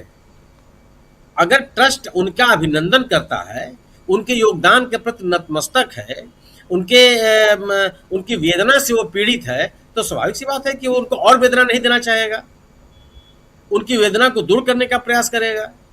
तो ये केवल और केवल अतिरिक्त आत्मविश्वास है। और आपको लगता है कि क्या एक शब्द भी ट्रस्ट ने चंपत राय के बारे में कहा? यह एक ऐसा मुद्दा है इस समय देश में जो इस सरकार और इस सरकार के समर्थकों के खिलाफ मजबूती से लोगों के बीच में जेरे बहस है। अगर आप आंदोलनों की बात कीजिए, विद्यार्थी जंतर मंतर पर हैं, लगातार अनशन कर रहे हैं, 17वां दिन हो गया उनके धरने का, 7वां और 8वां दिन है उनके अनशन का। वांगचुक साहब वहाँ लगातार अनशन में बैठे हुए हैं। छात्रों का एक बड़ा समूह वहाँ लगातार अनशन में बैठा हुआ है। हम लोग ने आप दिखाया ही कि एक अनशन घर बना दिया गया है कि जो 1 दिन 2 दिन 3 दिन जितना भी अगर वह इस आंदोलन में योगदान देना चाहता आकर के धरना दे सकता है। महाराष्ट्र में किसान आंदोलनरत है। महाराष्ट्र में सिंधुदुर्ग जिले में अडानी साहब का कोई पावर प्लांट लगना है, उसके खिलाफ जल प्रदर्शन कर रहे हैं वहाँ के किसान। महाराष्ट्र में अन्य मुद्दों को लेकर के भी किसान आंदोलित है। हरियाणा के किसान आंदोलित है। उत्तर प्रदेश, बिहार, राजस्थान, हरियाणा, दिल्ली, ये तमाम राज्यों में छात्र आंदोलन पे हैं। बिहार में है, वो लगातार प्रदर्शन कर रहे हैं। तो आंदोलनों का भी सिलसिला लगातार जारी है। आखिर ऐसा कौन सा विषय है जिसको लेकर के लोगों के मन में इस सरकार के प्रति संतोष का भाव?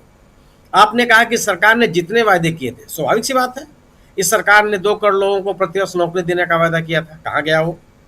इस सरकार ने किसानों की आय दुगनी करने की बात कही थी, कहाँ गया वो? इस सरकार ने देश की आर्थिक स्थिति बेहतर करने का वायदा किया था, कहाँ गया वो वायदा? इस सरकार ने शिक्षा को उद्योग जगत के साथ जोड़ने की बात कही थी, कहाँ गया वो? आपने इस सरकार ने बाद के वर्षों में यह कहा कि अप्रेंटिसशिप का ही प्रावधान करेंगे और उद्योगों में अप्रेंटिसशिप दी जाएगी, उसके लिए जो विद्यार्थी होंगे उनको प्रतिवर्ष आर्थिक सहायता भी दी जाएगी, कहाँ गया? कौन से वादे हैं वो? सवाल इस बात का कोई यह सरकार एक पॉलिटिकल नैरेटिव बनाने के अलावा कुछ नहीं कर रही है पिछले कई वर्षों से, जब से सत्ता।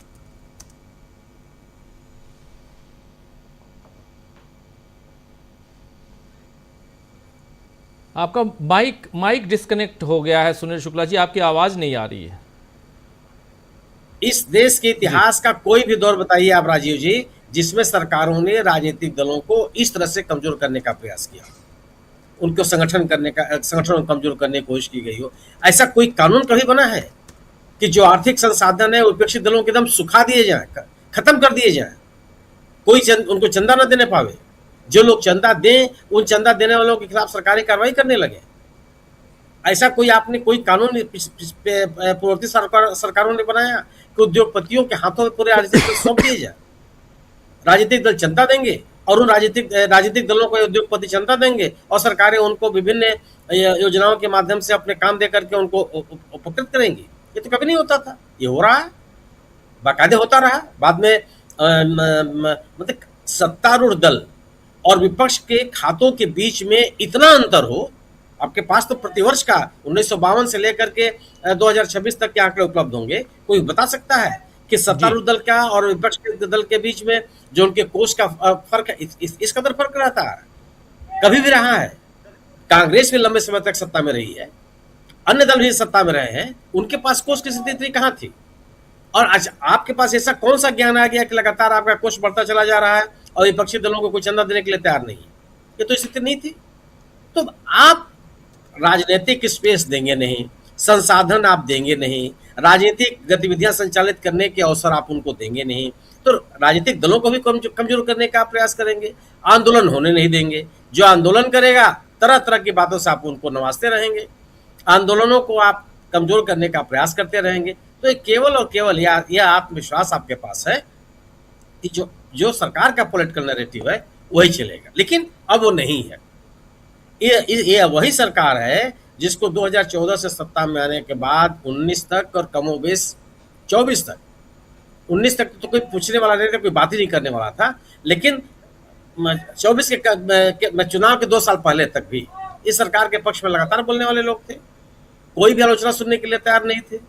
आज कहीं बैठ के आप सरकार की आलोचना कीजिए, आपको सुनने वाले आपके पास घेर के बैठ जाएंगे, उनके पास भी आपको बताने के लिए ढेर सारी जानकारियां होंगी। कोई सोच सकता था कि राम मंदिर को लेकर के आप कभी संघ की आलोचना कर सकते हैं? कोई सोच सकता था कि राम मंदिर को लेकर आप विश्व हिंदू परिषद की आलोचना कर सकते हैं? कोई सोच सकता था कि इस मंदिर को लेकर के जो ट्रस्ट बनाया गया उसको लेकर सरकार के ऊपर उंगलियां उठाई जा सकती हैं? आज हो रहा है, लोग सुन रहे हैं इस बात को, और सरकार अपने आप को घिरा हुआ महसूस कर रही है। लेकिन वही उनके पास एक तरीका वही है कि जो बातें कही गई आज गोविंद गिरि जी ने कहा कि हिंदू धर्म के लोगों को बरगलाने की कोशिश की जा रही है, साजिश की जा रही है, यही एकमात्र एजेंडा उनके पास है। इसलिए यह सरकार गवर्नेंस पे बात नहीं करती, यह सरकार देश की आर्थिक स्थिति पे बात नहीं करती। यही इसी दल के नेता लोग हैं जो कहते रहे हैं कि जब रुपए का अवमूल्यन होता है तो देश की प्रतिष्ठा गिरती है। आज नहीं गिर रही है। आज कोई बात कर रहा है क्या? दुनिया के पैमाने पर आपका आयात निर्यात कहाँ है, इस पर आप कोई चर्चा करने के लिए तैयार हैं? अर्थनीति पे आप बात नहीं करेंगे, शिक्षा पे आप बात नहीं करेंगे, स्वास्थ्य पे आप बात नहीं करेंगे, बेरोजगार आपका विषय नहीं है। एक और एक मात्र एजेंडा आपके पास हिंदुत्व और राष्ट्रवाद है। यही आपके विश्वास का आधार है। लेकिन यह दोनों के दोनों जो आधार हैं वह जमीन खो चुके हैं। अब यह जो लोग प्रदर्शनों पर निकल रहे हैं, यह इस बात का संकेत है कि किस तरीके से दोनों आधार इस सरकार के हाथ से निकले हुए हैं। जी बिल्कुल सही आप कह रहे हैं। लेकिन इतने सारे, अमलेंदु जी जल्दी से आपके पास, फिर इकरार आपके पास आता हूं। इतने सारे मुद्दे और इतने सारे सवाल सत्ता पक्ष से पूछने के, उन्हीं सवालों में से कुछ सवालों और उसका जवाब लेने के लिए जंतर मंतर पे लोग इकट्ठा हैं। राहुल गांधी छात्रों की गूंज की दूसरी कड़ी की तैयारी कर रहे हैं प्रयागराज में। 19 पहले 10 को होना था, अब 19 को होने की बात हो रही है। और बाकी आप देख ही रहे हैं, न खाऊंगा न खाने दूंगा, भ्रष्टाचार मुक्त भारत बनाऊंगा, ये तो नरेंद्र मोदी कहते थे। यहाँ चढ़ावा चोरी, बिल्कुल सही कह रहे थे अभी सुनील शुक्ला जी कि राम मंदिर के नाम पर और उस पर भी ऐसे भ्रष्टाचार, चढ़ावा में धांधली, घोटाला, इन सब का नाम आरएसएस से, विश्व हिंदू परिषद से, बीजेपी से आप जोड़ सकते थे क्या आज से 3, 4, 5 महीने पहले? आज खुले तौर पर जुड़ रहा है। ट्रस्ट की बैठक हो रही है, चंपत राय, अनिल मिश्रा टाइप के लोग हटाए जा रहे हैं। लेकिन कितने लोग अभी होंगे? जो विश्वास है वो विश्वास खोने के बाद भी आखिर अंधभक्तों की तादाद इतनी क्यों है? क्या चक्कर है? क्या पिला दिया? धर्म अफीम है, सुना तो यही था। क्या यही है? अभी भी अफीम की खेती खूब हो रही है क्या देश में? रामलेंदु जी, इसमें कोई दो राय नहीं है। लेकिन राजीव जी, जिसने कहा था कि धर्म अफीम है, उसका ही दूसरा भी एक वाक्य है कि पूंजीवाद अपनी कब्र खुद खोदता है और हर व्यवस्था अपनी कब्र खुद खोदती है। तो राजीव जी, आरएसएस अपनी कब्र खुद खोद रहा है। ये चंपत राय हो, चाहे अनिल मिश्रा हो, चाहे गोपाल राव हो, चाहे किन्नू यादव हो या वो लवकुश मिश्रा हो, ये सब राजीव जी मोहरे हैं। असली अपराधी इसमें आरएसएस ही है। और ये आरएसएस कैसा है राजीव जी, जो सबको जो है बड़े चरित्र निर्माण की शिक्षा देता है, शाखाओं में जो है चरित्र निर्माण करता है। आप अगर शाखा में नहीं गए हैं तो आप चरित्रवान नहीं हैं। मोहन भागवत बताते हैं कि राष्ट्र निर्माण में आरएसएस हमेशा लगा रहता है। सरकार चाहे किसी की भी रहे, वो राष्ट्र निर्माण करता रहता है। तो भाई ये राष्ट्र निर्माण और चरित्र निर्माण में ये चंपत राय और अनिल मिश्रा और गोविंद राव ही पैदा किए थे इस आरएसएस ने। तो सवाल तो राजीव जी आरएसएस के ऊपर है। अब मोहन भागवत जी कह रहे हैं कि जो दत्तात्रेय होसबोले का बयान है वही आरएसएस का बयान है। तो भाई आरएसएस को इस चोरी के बारे में कब पता चला और मोदी जी को अभी तक पता क्यों नहीं चला है? अगर आरएसएस को पता चल गया तो मोदी जी को पता क्यों नहीं चल पाया? तो मोदी जी की श्रीमुख से एक शब्द क्यों नहीं निकल पा रहा अभी तक? तो ये राजीव जी पूरा का पूरा आरएसएस जो है इस व्यवस्था के पीछे। और राहुल गांधी जो कहते हैं, और वो भी राहुल गांधी भी यही कहते हैं कि जड़ जो है वो आरएसएस है। सारी बुराइयों की जड़ इस देश के अंदर आरएसएस है। उसने सारी संवैधानिक संस्थाओं पर और तमाम पूरे सिस्टम पर कब्जा कर लिया है। और जब तक ये कब्जा नहीं हटेगा, समस्याओं का हल राजीव जी निकल नहीं सकता। परीक्षाओं का मामला भी जहां तक है, वो भी राजीव जी आरएसएस उसकी जड़ में है।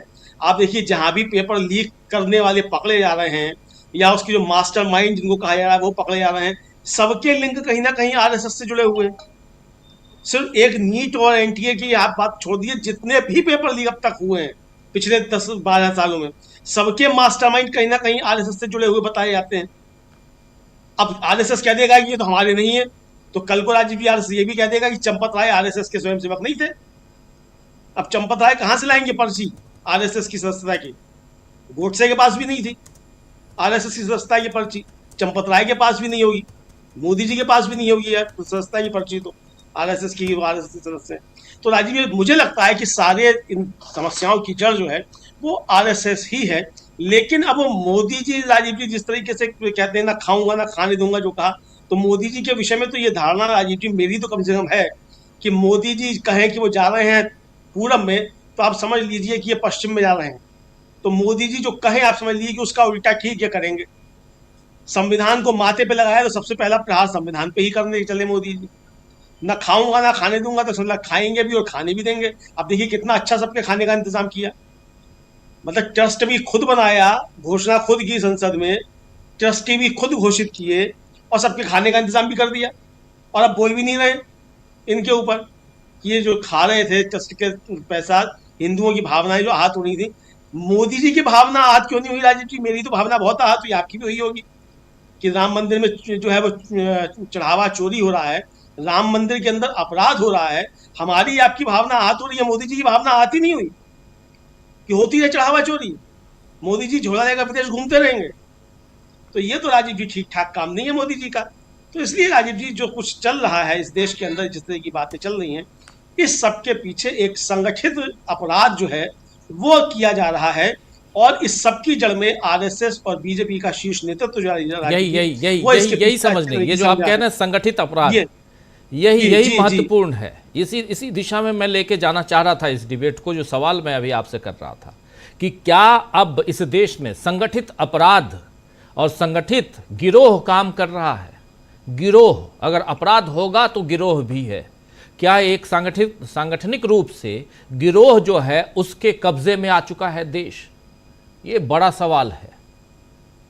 बिल्कुल राजीव जी, ये मतलब अपराध जो है वो संगठित तौर पे हो रहा है, संगठित अपराध हो रहा है और सत्ता के संरक्षण में हो रहा है। दूसरी सरकारों में अगर राजीव जी होता था संगठित अपराध, तो वो संगठित अपराध जो था वो सरकार के लिए चुनौती होता था। यहाँ जो संगठित अपराध हो रहा है वो सत्तारूढ़ दल के निगरानी में हो रहा है। ये ज्यादा खतरनाक स्थिति है और इसीलिए राजीव जी सारी संवैधानिक संस्थाएं जो हैं वो पंगु हो गई हैं, क्योंकि संगठित अपराध जो है, संगठित अपराधी जो हैं, अब वही देश को एक तरीके से चला रहे हैं। तो जितने भी राजीव जी इस समय देश के सामने समस्याएं हैं, उन समस्याओं के पीछे एक संगठित अपराध जो नेटवर्क है वो सब काम कर रहा है। तो इसलिए इससे संघर्ष करना जो है वो जनता को भी अब आगे राजीव जी आना पड़ेगा। और अगर जनता आगे नहीं आएगी तब तक इन संगठित अपराधियों से निपटा नहीं आ सकता और देश वास्तव में गर्त में जा रहा है। अगर लोग आज नहीं चेतेंगे तो फिर राजीव जी, हम लोग कई बार यहाँ कह चुके हैं, अल्लामा इकबाल का जो शेर है कि वतन की फिक्र कर नादा मुसीबत आने वाली है, तेरी बर्बादियों के मशवरे हैं आसमानों में, ना समझोगे तो मिट जाओगे हिंदुस्तान वालों, तुम्हारी दास्तां भी ना होगी हिंदुस्तानों में। तो मोदी जी जो कर रहे हैं और आरएसएस और बीजेपी का जो संगठित अपराध का नेटवर्क है जो कर रहा है राजीव जी, वो देश को उसी तरफ ले जा रहे हैं कि तुम्हारी दास्तां भी ना होगी दास्तान में। बिल्कुल, तुम्हारी दास्तां भी ना होगी दास्तानों में। और ये बहुत महत्वपूर्ण इसलिए हो जाता है क्योंकि यहाँ से जब हम अलग अलग तस्वीरों को देखते हैं तो साफ दिखाई दे रहा है कि ये एक सोची समझी रणनीति के तहत एक अपराध हो रहा है। और वो होते हुए क्या देश की जनता देख रही है? कई अंधभक्त हैं जिनको लगता है कि बहुत सही है। पेट्रोल, डीजल, एथेनॉल की चर्चा खूब हो रही है। पेट्रोल खरीदने वाले लोग परेशान हैं, अब डीजल की भी बारी आने वाली है। तो देखते जाइए आगे क्या होता है। लेकिन पहले इधर आना चाहता हूं जल्दी से इकरार के पास। शांति, खामोशी आपके पीछे दिखाई दे रही है। ये खामोशी है या कुछ और है? इकरार, क्या चल रहा है? राजीव जी, करीब 7:30 या 8 बजे के आसपास जो है वो थोड़ा सा मंच को एक तरह से शांत कर दिया जाता है, क्योंकि जो सोनम वांगचुक है उनको, क्योंकि अनशन पर है, 9 दिन लगातार उनको हो गए हैं, तो उनको थोड़ी प्रॉब्लम होती है साउंड से। तो इसको लेकर जो है मंच रोक कर चलाया जाता है। और 8 बजे के बाद ऑफिशियली इन लोगों का कहना है कि ये लोग मंच को नहीं चलाते जब तक कि कोई विशेष व्यवस्था ऐसी ना आए या कोई व्यक्ति ना आए। वहीं अभी थोड़ी देर पहले इन लोगों ने ऐलान किया है कि दीप के जो कि वहाँ थे औरंगाबाद थे वो दिल्ली आ गए, तो हो सकता है वो आकर जो यहाँ छात्र हैं और जो युवा हैं उनको संबोधित करें। इसके विपरीत राजीव जी, संजय सिंह खुद इस बात को बोल कर गए थे कि आप कितनी भी आप मेहनत करिए, आप कुछ भी कर लीजिए, ये सरकार सुनने वाली नहीं है, कोई नेता नहीं आने वाला है और आपको ज़बरदस्ती यहाँ से हटाया भी जा सकता है। लेकिन साथ ही उन्होंने, जो आप लोग जिक्र कर रहे थे, उन्होंने कहा था कि अगर आपको प्रधानमंत्री मोदी को यहाँ बुलाना है तो आप यहाँ जंतर मंतर पर एक अवार्ड का अनाउंसमेंट कर दीजिए कि अवार्ड दिया जाएगा, तो आप देखिए कैसे कैसे भागे भागे वो यहाँ आ जाएंगे। तो इसी तरह से एक युवक जो प्रधानमंत्री नरेंद्र मोदी के मास्क पहन कर आया, आप विजुअल्स में लगातार जो दिखा रहे हैं, उस युवक को लोग गोदी में बिठाकर और टहला रहे हैं और उनसे ये कह रहे हैं कि आप मीडिया से बात क्यों नहीं करते, आप धरने पर क्यों नहीं आ रहे। तो इस तरीके का यहाँ पर जो माहौल है, तो वो राजीव जी इस बात से एक अंदाज़ा लग सकता है कि जो ये प्रोटेस्ट था वो खाली एक पेपर लीक को लेकर ना होकर, नीट पेपर लीक को ना लेकर, जो तमाम तरीके की जो व्यवस्था है, जो इस समय जो लोग परेशान हैं, जैसे ओजोन के जो दिल्ली के आसपास ओजोन का इलाका, मकान तोड़े जा रहे हैं, दिल्ली में मकान तोड़े जा रहे हैं, ऐसे लोग पहुंच रहे हैं। डीटीसी कर्मचारी जिनको जो कि आम आदमी पार्टी की सरकार में करीब 10,000 के आसपास थे, उनको जब निकाल दिया तो खुद यही बीजेपी के नेता उनके घर घर गए थे और उनसे कहा था, जब हमने आपके कार्यक्रम में भी उनका सुनाया था, उन्होंने कहा था कि भाई हम लोगों से ये वादा किया था कि हमारी सरकार आप आने दीजिए। खुद जो विजेंद्र गुप्ता इस समय दिल्ली विधानसभा के अध्यक्ष हैं, उन्होंने उनका वीडियो बाकायदा वो जो मार्शल साहब वो लेकर घूम रहे हैं, उन्होंने ये वादा किया था कि हमारी सरकार आने के 6 महीने के अंदर अंदर आपको परमानेंट कर दिया जाएगा। वो परमानेंट नहीं हुए। झुग्गियों की अगर हम बात करें, लगातार दिल्ली में जब से रेखा गुप्ता सरकार आई है, लगातार झुग्गियाँ तोड़ी जा रही है। ये चुनाव के दौरान राजीव जी आपको याद होगा, यही सारे नेता सभी झुग्गियों में जा रहे थे और बाकायदे कार्यक्रम इन लोगों ने लॉन्च किया था कि जहाँ झुग्गी वहाँ मकान, और रात को रात्रि प्रवास कर रहे थे, 12-12 घंटे 24-24 घंटे झुग्गियों में जाकर ये लोग वहाँ रह रहे थे। यानी आप जब इस तरीके की, जब चुनाव से पहले ये बातें करते हैं और चुनाव के बाद में लगातार झुग्गियाँ लगातार तोड़ रही हैं, मार्शल्स को नहीं रखा गया, ये तमाम तरीके के जो कॉन्ट्रैक्ट पे जो दिल्ली में विभिन्न एजेंसी में जो विभिन्न मंत्रालयों में लगे उन सबको हटा दिया गया है। तो कहीं ना कहीं ये जो कथनी और करनी में बहुत ज़्यादा फर्क है और उसी का गुस्सा राजीव जी यहाँ जंतर मंतर पर देखने को मिल रहा है। क्योंकि एक समय था, जैसे हमारे पैनलिस्ट चर्चा कर रहे थे कि लोग पहले इनके बारे में, मतलब सरकार की जो बुराई है वो सुनने को तैयार नहीं होते थे, लेकिन अब हम देख रहे हैं यहाँ 17 दिन हमें लगातार यहाँ हो गए हैं। यहाँ दिल्ली एक ऐसा राज्य है जहाँ ट्रिपल इंजन की सरकार है, बीजेपी की सरकार है, तमाम दावे किए जाते हैं, विकास के दावे किए जाते हैं, तमाम तरीके की बातें की जाती है, लेकिन उसके बावजूद भी जो लोगों में अभी सिर्फ 1.5 साल इस सरकार को लगभग होने वाला है, उसके बावजूद लोगों में अभी से गुस्सा, मैं दिल्ली सरकार की बात कर रहा हूँ, लोगों में अभी से गुस्सा है। यानी आप समझ सकते हैं कि किस तरह से गरीबों के लगातार मकान तोड़े जा रहे हैं। कहा गया था जहाँ झुग्गी वहीं मकान, रात को बुलडोजर आता है, एक नोटिस दे दिया जाता है और तमाम तरीके के जो मकान है वो तोड़ दिए। एक समय था जब ये इस तरह की कार्रवाई हो रही थी कि जो खास समुदाय के खिलाफ कार्रवाई हो रही थी, लेकिन अब जो है आप ये राजघाट वाला आप देख लीजिए, जो ये आप उनको कहते हैं जहाँ पर अंतिम संस्कार किया जाता, पूरा का पूरा 350 मकान, वो सभी हिंदू थे राजीव जी, और वो सभी लोग जो वो थे जो कि कर्मकांड करते हैं, जो भी वो समझते हैं, उन लोगों के मकान भी इस सरकार ने नहीं तोड़े। यानी सरकार को अगर कुछ चाहिए तो वो लेने से बेझिझक, कोई झिझक नहीं रही है। उसके लिए कोई मतलब नहीं है कि किन लोगों ने हमें वोट दिया, कौन लोग हमारे वोटर थे। लगातार जो सरकार को जो चीज़ चाहिए वो ले लेती है। यमुना के सौंदर्यीकरण के नाम पर लगातार जो है राजघाट के पीछे से लेकर आगे पूरा विजय घाट, जितने तमाम जो घाट बने, वहाँ से 350 से भी ज़्यादा बल्कि पक्के मकान थे, जो कि आज़ादी के समय से वो लोग वहाँ रह रहे थे और अपना जो अंतिम संस्कार होता है, उस तरीके के जो कर्मकांड होते हैं वो करके अपना जीवन यापन कर रहे थे। अभी एक हफ्ते पहले वो तमाम रात को सुबह 4 या 5 बजे के आसपास बुलडोजर आया और तमाम उनको ढहा दिया गया। वहीं प्रधानमंत्री आवास के ठीक सामने झुग्गी 2 कॉलोनियाँ थी, जिन कॉलोनियों में ये वादा किया गया था कि आपकी झुग्गी हटाकर आपको मकान दिया जाएगा। वहाँ ये स्थिति कर दी कि राजीव जी कि आकर जो है रातों रात सुबह अर्ली मॉर्निंग ये लोग आते हैं और लगातार जो बुलडोजर से वो भी कॉलोनी ख़त्म कर दी। यानी दिल्ली के अंदर कोई भी वीवीआईपी जगह हो, एक तरीके से एक बिल्डर होता है ना जिस तरह से इलाके के अंदर, कि उसकी नज़रों में होती है कि ये प्राइम लोकेशन की जगह है, इसे हमें चाहिए। वही इस समय सरकार में हो रहा है। आप यूएनआई का मामला देख लीजिए, आप जिम खाना क्लब का मामला देख लीजिए, ये सब ऐसी जगह है जो वीवीआईपी जगह है और ऐसी जगह है जहाँ पर बहुत सारे हरियाली है वो थे। अब इनको वो अपने अंडर में लेकर जो तमाम जो LND का डिपार्टमेंट है वो लंबी लंबी इमारतें खड़ी कर देगा, कंक्रीट का जंगल बना देगा। किस तरह से आपने जो है पार्लियामेंट और उसके सामने का सेंटर विस्टा आपने देख लिया, कितनी हरियाली हुआ करती थी वहाँ, सब खत्म करके अब सिर्फ आपको कंक्रीट का जंगल एक लगातार दिखता जा रहा है। तो कहने का आशय यह है कि लगातार जो सरकार को जो चाहिए था, सरकार ने जो पहले जिस तरह से हमारे पैनलिस्ट बात कर रहे थे कि जो एक अफीम चटा रखी थी, अब लोगों के दिमाग से धीरे धीरे हट रहा है कि ये जो है जो धर्म के नाम पर ये लगातार जो है वो बांटने का काम कर रहे हैं और अपना काम चाहे हिंदू हो, चाहे मुसलमान हो, सिख हो या ईसाई हो, तमाम किसी को नहीं ये लोग बर्दाश्त कर रहे हैं। जो इनको चाहिए वो जबरदस्ती दीजिए, आप ये कैसे भी दीजिए। जी राजीव जी, बिल्कुल, बहुत बहुत शुक्रिया इकरार हमारे साथ जुड़ने के लिए, तमाम अपडेट्स के लिए बहुत बहुत शुक्रिया। आना चाहता हूं जल्दी से इधर स्वामी जी आपके पास। स्वामी जी, ज़रा आपसे भी समझना चाहता हूं इस बात को, बहुत महत्वपूर्ण बात है। हालांकि अभी देखेंगे भी राहुल गांधी का ये एक नया वीडियो जिसमें राहुल गांधी बस की बॉडी कैसे तैयार होती है, अगर आप कहें तो पहले इसको देख लें, उसके बाद फिर एक छोटा सा पार्ट इसका देख लेते हैं और फिर गंभीर सवाल यहाँ पे जो आपके पास लेकर आना चाहता हूँ, वही जो अमलेंदु जी बात कर रहे थे कि इतनी सारी घटनाएं, इतने सारे समस्याएं, इतनी सारी, और लेकिन उसके बाद भी आखिर क्या कारण है कि नरेंद्र मोदी के ऊपर इसका कोई फर्क नहीं पड़ रहा है।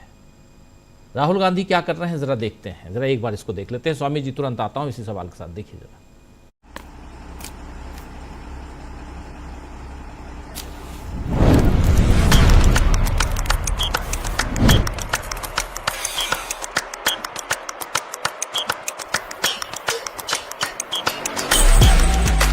पहले बहुत स्ट्रांग आती थी, अब जो वायरिंग आ रही है जिनकी वजह से शॉर्ट सर्किट हो रहा है और आग लग रही है गाड़ियों के अंदर।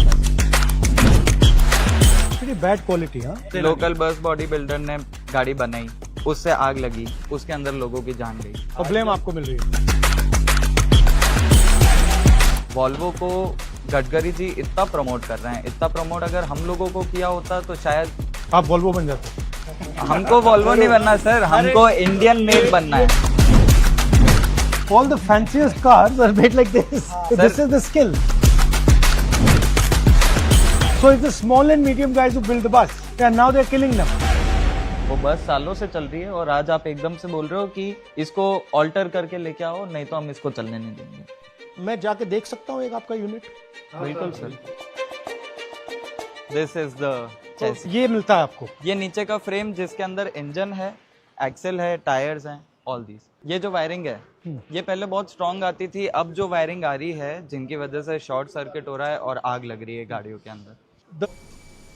ये थोड़ा सा बड़ा है, 7 मिनट से ज़्यादा का वीडियो है और राहुल गांधी गए, देख रहे हैं, ठीक है समस्याएं हैं और समस्याओं का समाधान कैसे हो वो सब यहाँ जानने की कोशिश, और जब तक आप फिजिकली नहीं जाते हैं तब तक आप समझ नहीं पाते हैं कि क्या है समस्या।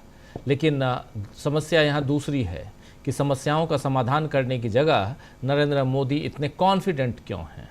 स्वामी जी अनम्यूट कीजिए, स्वामी जी प्लीज अनम्यूट कीजिए। राजीव जी कॉन्फिडेंट इसलिए हैं कि उनके पास चुनाव आयोग है, उनके पास ज्ञानेश कुमार गुप्ता हैं, उनके पास SIR है और ये सारी चीजें हैं। देखिए राहुल गांधी ये कर क्यों रहे हैं, देखिए हमको भी नहीं पता रहता, हमको भी नहीं पता चलता कि हमारे देश के MSME के साथ क्या समस्या है। अगर राहुल गांधी कुली के साथ न चले होते और वहां उन्होंने कुलियों से बात ना की होती, देश की जनता को न पता चलता। मैं उसके बाद एक बार लखनऊ गया, उसके पहले भाई आजकल वही मूविंग सबके पास अटैची होती हैं, अपना रगड़ के हम लोग चले जाते हैं, कुली करते नहीं है। लेकिन जब व्यथा देखी मैंने अपने देश के कुलियों की कि दिन में वो 500 रुपए 700 रुपए नहीं कमा पाते हैं, तो विशेष तौर पे मैंने 100 रुपए दे के उसको अटैची को इसलिए ढुआया। तो जब पता चला कि हमारे देश के जो ट्रक ड्राइवर्स हैं वो बिना एयर कंडीशन के बिल्कुल गर्मी में पसीने में 18-18 घंटे ट्रक चलाते हैं। जब राहुल गांधी कनाडा में जाके ट्रक ड्राइवर के साथ बैठे, एयर कंडीशन वो है, $10,000 पर मंथ उनकी इनकम है, बड़ी बड़ी कोठियों में रहते हैं, तो भारतवर्ष के अंदर भी एयर कंडीशनड ये हुआ कि ड्राइवर की कक्ष को बनाया जाए।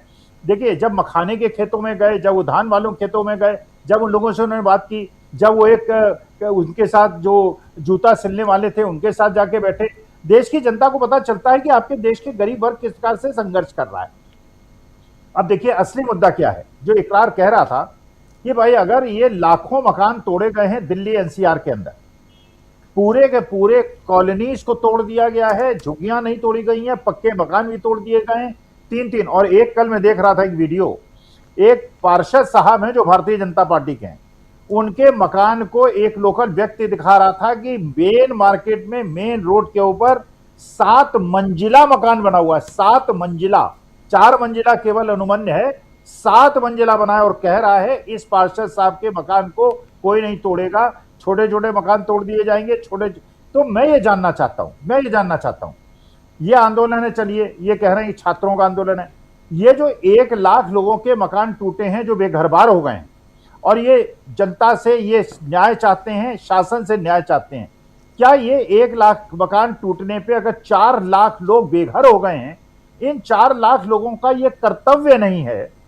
कि सारे के सारे जंतर मंतर पहुंच जाए या किसी एक ऐसे आंदोलन में पहुंच जाए? भाई देखिए, अगर ये 4 लाख लोग पहुंचते हैं और ये जितने लोग आज नीट की वजह से, डिफरेंट एग्जामिनेशन की वजह से परेशान हैं, किसान को यूरिया डीएपी नहीं मिल रहा है वो परेशान है, अलग अलग अपना, कोई गंगानगर में बैठा हुआ है, कोई कोटा में बैठा हुआ है, कोई नागपुर में बैठा हुआ है। अरे भैया, एक जगह कॉमन ग्राउंड बनाओ, इतना बड़ा ग्राउंड हो जो हिंदुस्तान का सबसे बड़ा ग्राउंड है, और उसके बाद पूरी सड़कों को पट कर दो, हाथ में सफेद झंडा लेके चलो, मुंह में पट्टी बांधो, पीछे हाथ बांधो, और ये बता दो कि भाई हम अकेले नहीं, अकेले संघर्ष नहीं कर रहे हैं, हम मिलजुल के संघर्ष कर रहे हैं। लेकिन अगर छोटा छोटा गुट, हर गुट ये चाहेगा उसका नेतृत्व हो जाए, कल वो प्राइम मिनिस्टर बन जाए और किसी आदमी को एचआरडी मिनिस्टर बना दे, ये नहीं चलेगा। पहले इस सरकार को हटाइए। इनके पास ज्ञानेश कुमार गुप्ता है, जैसे आपने वो शशि कपूर और अमिताभ बच्चन की पिक्चर देखी होगी ना, कि मेरे पास मकान है, मेरे पास सब कुछ है, मेरे पास सोना चांदी है, गाड़ी है, तुम्हारे पास क्या है? तो वो कहता है मेरे पास माँ है। तो हमारे पास जनता का, हमारे पास विल पावर हो, जनता का सपोर्ट हो। लेकिन मोदी जी के पास ज्ञानेश कुमार गुप्ता जी हैं, उनके पास चुनाव आयोग है, वोट आप किसी भी ईवीएम में डालेंगे, काउंट कोई दूसरी ईवीएम होगी, और उत्तर प्रदेश में भी वही होगा।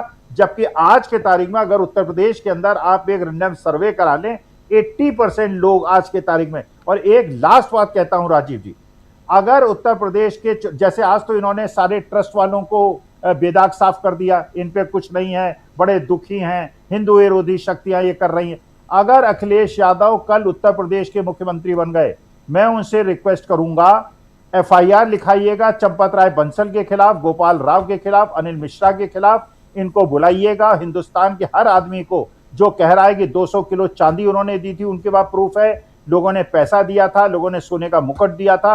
अगर उनको रसीद नहीं मिली है और वो माल खाने में नहीं जमा है, इन लोगों को एफआईआर दर्ज की जाए, 6 महीने के बाद इनको जेल भेजा जाए।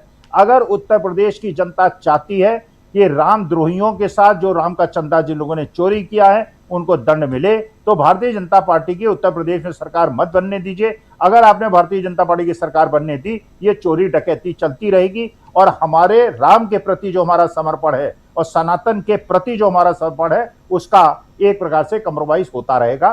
तो उत्तर प्रदेश का चुनाव बताएगा कि प्रदेश की जनता राम के साथ है, या दूसरा नाम जो कहा गया था मैं वो कहूंगा नहीं, लेकिन हम लोग जो है राम को प्रेम करने वाले लोग हैं, ये दूसरे हैं। एक शब्द और जोड़ दीजिए, वो क्लियर हो जाए।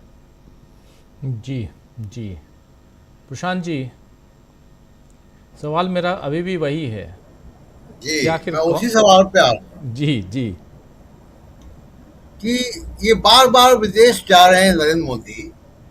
भारत के 1 हफ्ते के दौरे के पे आए थे, फिर वापस चले गए, और क्या उपलब्धियां हैं, जरा इसका भी रिव्यू होना चाहिए कि कौन सी विदेश नीति की उपलब्धियां हैं जो जहां इनका होना बड़ा आवश्यक है। G7 के तो हम मेंबर भी नहीं, तो वहां क्या कर रहे थे आप? हमने देखा कि वो फोटो खिंचाने के लिए इधर उधर घूम रहे थे। कौन से बाइलेटरल एग्रीमेंट आपने साइन किया? एमओयू नहीं, एमओयू तो रद्दी की टोकरी में जाते हैं। एग्रीमेंट, बाइलेटरल एग्रीमेंट कौन से साइन किए? आप डंका बजाते थे कि साहब क्वाड की मीटिंग्स हो रही है, क्वाड की मीटिंग में जा रहे हैं। क्वाड क्या है जी? ये जो इंडियन ओशन का पूरा हिस्सा है, इंडिया पैसिफिक ओशन का, पैसिफिक रिम का, उसको चाइनीज प्रभाव से दूर रखना है। उसी ओशन पे, उसी समुद्री इलाके में अमेरिका ने ही आपके जहाज पे हमला करके आपके नाविकों को मार दिया। आप क्वाड का ढोल पीट रहे हैं। तो कोई उपलब्धि तो सिवाय ये कि एआई के बने हुए मेडल्स के क्या उपलब्धि है? मजाक उड़ रहा है। देखिए, आप विदेशी अखबार भी अब लिख रहे हैं। अभी इंडोनेशिया में गए, वहां भी मैं देख रहा था फुटेज की वो तमाम लोग एम्बेसी के बसों में बैठ के वहां पहुंचा दिए गए। तो ये देश चला कौन रहा है? कभी हम लोग सुनते हैं, हम लोग पिछली सरकारों को भी देखा है, आपने, सुनील जी ने, सभी लोगों ने देखा है कि सरकारें काम कैसे करती हैं, प्रधानमंत्री विदेश कैसे जाता है, विदेश जाने के बाद पीछे कैबिनेट मीटिंग कौन करता है, आने के बाद प्रधानमंत्री किसको ब्रीफ करता है विदेश यात्राओं का। कहीं कुछ आपने सुना? कुछ नहीं होता है वैसा। दरअसल अब नरेंद्र मोदी सरकार नहीं चला रहे हैं। अब नरेंद्र मोदी केवल एक चेहरा है। उनको कपड़े पहनाकर पब्लिक उसमें भेज दिया जाता है, टेलीप्रॉम्प्टर में उनकी स्पीच भर दी जाती है, टेलीप्रॉम्प्टर से पढ़ के वो बोलते हैं। अब सरकार कोई और चला रहा है, एक कॉकस है जो चला रहा है। नरेंद्र मोदी जी ने उसको पूरा हैंडओवर कर दिया। जो बात राहुल गांधी बार बार कहते हैं कि नरेंद्र मोदी ने उस पूरे सिस्टम को हैंडओवर कर दिया। इसीलिए आप देखिए कि जो सरकारी गुणवत्ता होती है, सरकारी जो एसओपीज होते हैं, अभी मुंबई में बारिश हो रही है, मनमोहन सिंह के समय बना हुआ वर्ली सी ब्रिज खड़ा हुआ है, और इनके समय के बने हुए सारे पुल, सारी सड़कें एक बारिश में बह जाती हैं। राम मंदिर में पानी टपकता है, पार्लियामेंट की बिल्डिंग में पानी टपकता है, बारिश में नीली बाल्टी रखनी पड़ती है। तो ये सरकार किसी को हैंडओवर हो चुकी है, और अब वो कॉकस है जो चलाता है, और उसका कोई इंटरेस्ट यहाँ की डेमोक्रेसी प्रोसेस में किसी में नहीं है। विदेश नीति का अभी आप बता रहे थे, पासपोर्ट की हमारी जो एक और पायदान हम गिर गए पासपोर्ट में। तमाम कंट्रीज हैं जो हमको वीजा ऑन अराइवल नहीं देते हैं देश को, दूसरे देशों के नागरिकों को उनकी प्रेफरेंशियल वो है। और पहली बार इसका तो खामियाजा हम लोग आगे देखेंगे। अभी पहली बार कैपिटल अकाउंट डेफिसिट हुआ है। आमतौर पे तो ये होता था कि करंट अकाउंट डेफिसिट होता था, कैपिटल अकाउंट डेफिसिट से हम उसको पूरा करते थे। इसको जरा सा एक्सप्लेन कर दूं अगर मैं, कि जो हम सामान बाजार से विदेशों से खरीदते हैं डॉलर में, चाहे वो तेल हो, चाहे सोना हो, या और चीज़ें हो, उसमें हम पैसा खर्च करते हैं तो भारत से रुपया डॉलर बाहर जाता है। लेकिन जो भारत में इन्वेस्टमेंट होता है, भारत में जो डॉलर आता है, वो उससे जो है ये घाटा पूरा होता था जो हम ट्रेडिंग में पैसा खर्च करते डॉलर। अब दोनों अकाउंट में घाटा है। करंट अकाउंट डेफिसिट तो हमेशा से घाटे में रहा, जो विदेशों से डॉलर आते थे वो भी घाटे में है। पहली बार भारत में हो रहा है ये, और ये नरेंद्र मोदी हैं जो विदेशों में घूम रहे हैं। तो आप डॉलर भी नहीं ला पा रहे हो विदेश में, इन्वेस्टमेंट भी नहीं ला पा रहे हो। आपके कंट्री के जो उद्योगपति हैं, आप ही के जो जिनको आप काम देते हो, वो लोग विदेशों में जाके इन्वेस्ट कर रहे हैं। अडानी जी अपना मुकदमा बचाने के लिए इन्वेस्ट कर रहे हैं, अंबानी बाहर अपना पैसा बनाने के लिए इन्वेस्ट कर रहे हैं। भारत में कोई इन्वेस्ट नहीं कर रहा है। तो स्थिति बड़ी विचित्र है, और यही, और अंदर भी बड़े कॉन्ट्राडिक्शन है। योगी आदित्यनाथ में और मोदी और अमित शाह में, मोदी और अमित शाह में आरएसएस में, वहां भी बड़ा कॉन्ट्रडिक्शन है। अभी राम मंदिर की हम लोग चर्चा करें, राम मंदिर में भी यही झगड़ा है। चढ़ावे पे नजर है सबकी, चढ़ावा चोरी बंद नहीं होने जा रही है, केवल पर्दा एक पड़ जाएगा। अब चढ़ावे पे निगाह है, इसलिए कानून नहीं बना रहे हैं वैष्णो देवी जैसा, वो आरएसएस के कब्जे में ही रहेगा। अब वहां पे एक शिगुफा छोड़ दिया नृपेंद्र मिश्रा ने जाके। नृपेंद्र मिश्रा गुजराती कंपनी के आदमी है, वहां पे ये भी झगड़ा है कि मंदिर का चढ़ावा किसके कब्जे में रहे, आरएसएस के कब्जे में रहे कि गुजराती कंपनी कब्जे में रहे। अभी इस पे भी आगे टसल होनी है कि वो सीओ, जैसे आज जब बैठक हुई तो जो नृपेंद्र मिश्रा ने सुझाव दिया था कि सीओ न्यूज कर दें, उसको उन्होंने खारिज कर दिया। ये सीओ का जो आइडिया है ये गुजराती कंपनी के वर्चस्व का मामला है, और जो बाकी जो व्यवस्था है वो आरएसएस की है। तो वहां भी झगड़ा है, चढ़ावे का पे कब्जा किसका होगा। जी राजीव जी, बिल्कुल बिल्कुल। सुनील जी, क्लोज करते हैं जल्दी से, और आपसे भी यही समझना चाहता हूं कि आखिर कारण क्या है कि इतने कॉन्फिडेंट नरेंद्र मोदी। आप देश को आप जो भी बोलिए, लेकिन आप जो चाहें वो करें। सरकारें ऐसे नहीं चला करती थी जैसे अभी चल रही हैं, इसलिए ये सवाल यहाँ वाजिब हो जाता है। विदेश चले गए, विदेश एक नहीं, जब से कहा है उन्होंने, ये चौथी विदेश यात्रा है। पहली बार 7 दिनों के लिए, फिर 5 दिनों के लिए, फिर 3 दिनों के लिए, फिर 6 दिन के लिए, ये अभी विदेश। उसके अलावा भी बहुत सारी चीज़ें हैं, राम मंदिर का मामला, बाकी जो चल रहा है आप देख रहे हैं। फिर भी जनता की खामोशी और फिर नरेंद्र मोदी का अपना राग। अब तो हनुमान जी को भी नचाने लगे जी।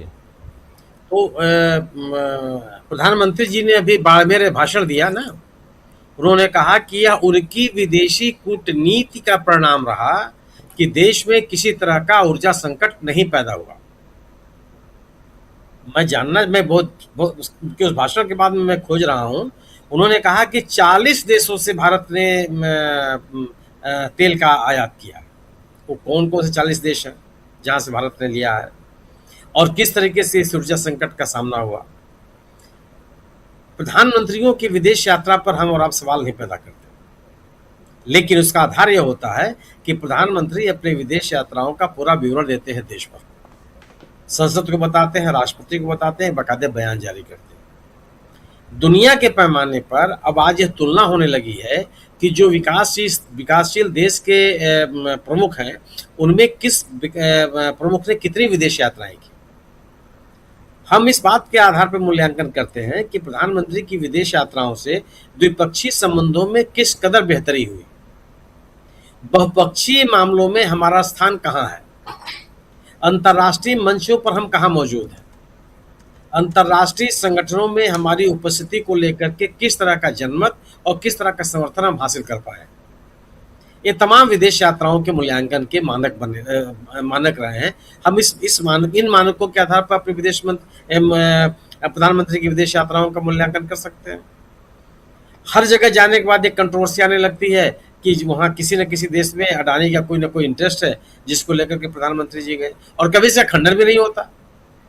ये भी नहीं कहा जाता कि नहीं, जो बात कही जा रही है कुछ नहीं, हमारे ये द्विपक्षीय संबंध रहे, द्विपक्षीय मुद्दे हैं जिनके आधार पर हम बातचीत करने के लिए गए हुए हैं।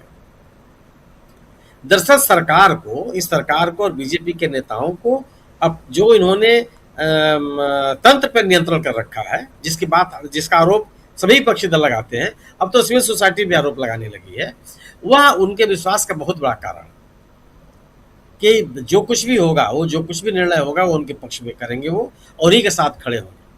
और संवैधानिक संस्थाएं अगर दल विशेष का समर्थन करने लगेगी तो फिर यह आपके उस दल विशेष के भीतर आत्मविश्वास अगर पैदा हो रहा है तो कोई ये अन्यथा नहीं है। अगर आपको ये लगता है कि जिस तरह के नैरेटिव्स आप बनाते रहे हैं वो नैरेटिव हमेशा कारगर साबित होते रहे हैं।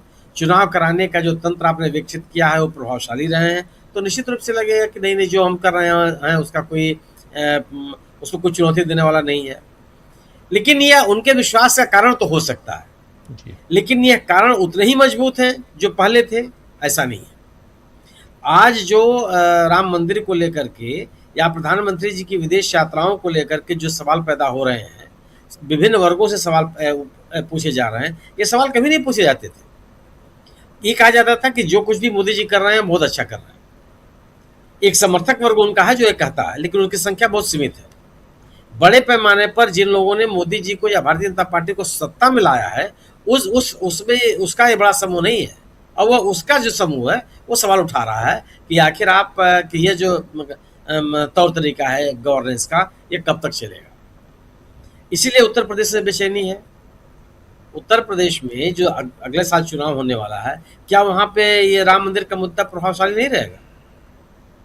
क्या लोगों के मन में सवाल नहीं होंगे कि जिस आस्था के मुद्दे की बात को लेकर के लोग आपने जन समर्थन हासिल किया है, उस आस्था के साथ खिलवाड़ करने पर क्या स्थितियां बनेगी? आपको जिस ट्रस्ट को जिम्मेदारी दी गई थी कि जो मंदिर की देखभाल करेगा और आस्थावान लोगों की आस्थाओं की हिफाजत करेगा, वह ट्रस्ट आज अपनी भूमिका में असफल होने को स्वीकार करने के लिए तैयार है। जिस चंपत राय जी को महासचिव बनाया गया, आज उनकी भूमिका पर आप सवाल उठाने के लिए तैयार हैं। आप तो उनका गौरवगान कर रहे हैं, उनका अभिनंदन करने की स्थिति में है। तो सवाल तब उठने लगे हैं, और ये जो सवाल उठ रहे हैं वह लोगों के बीच में जा रहे हैं। इन सवालों को लेकर के लोग सड़कों पर उतर रहे हैं, चाहे शिक्षा का सवाल हो, चाहे किसानों का सवाल हो, चाहे राम मंदिर का मुद्दा हो।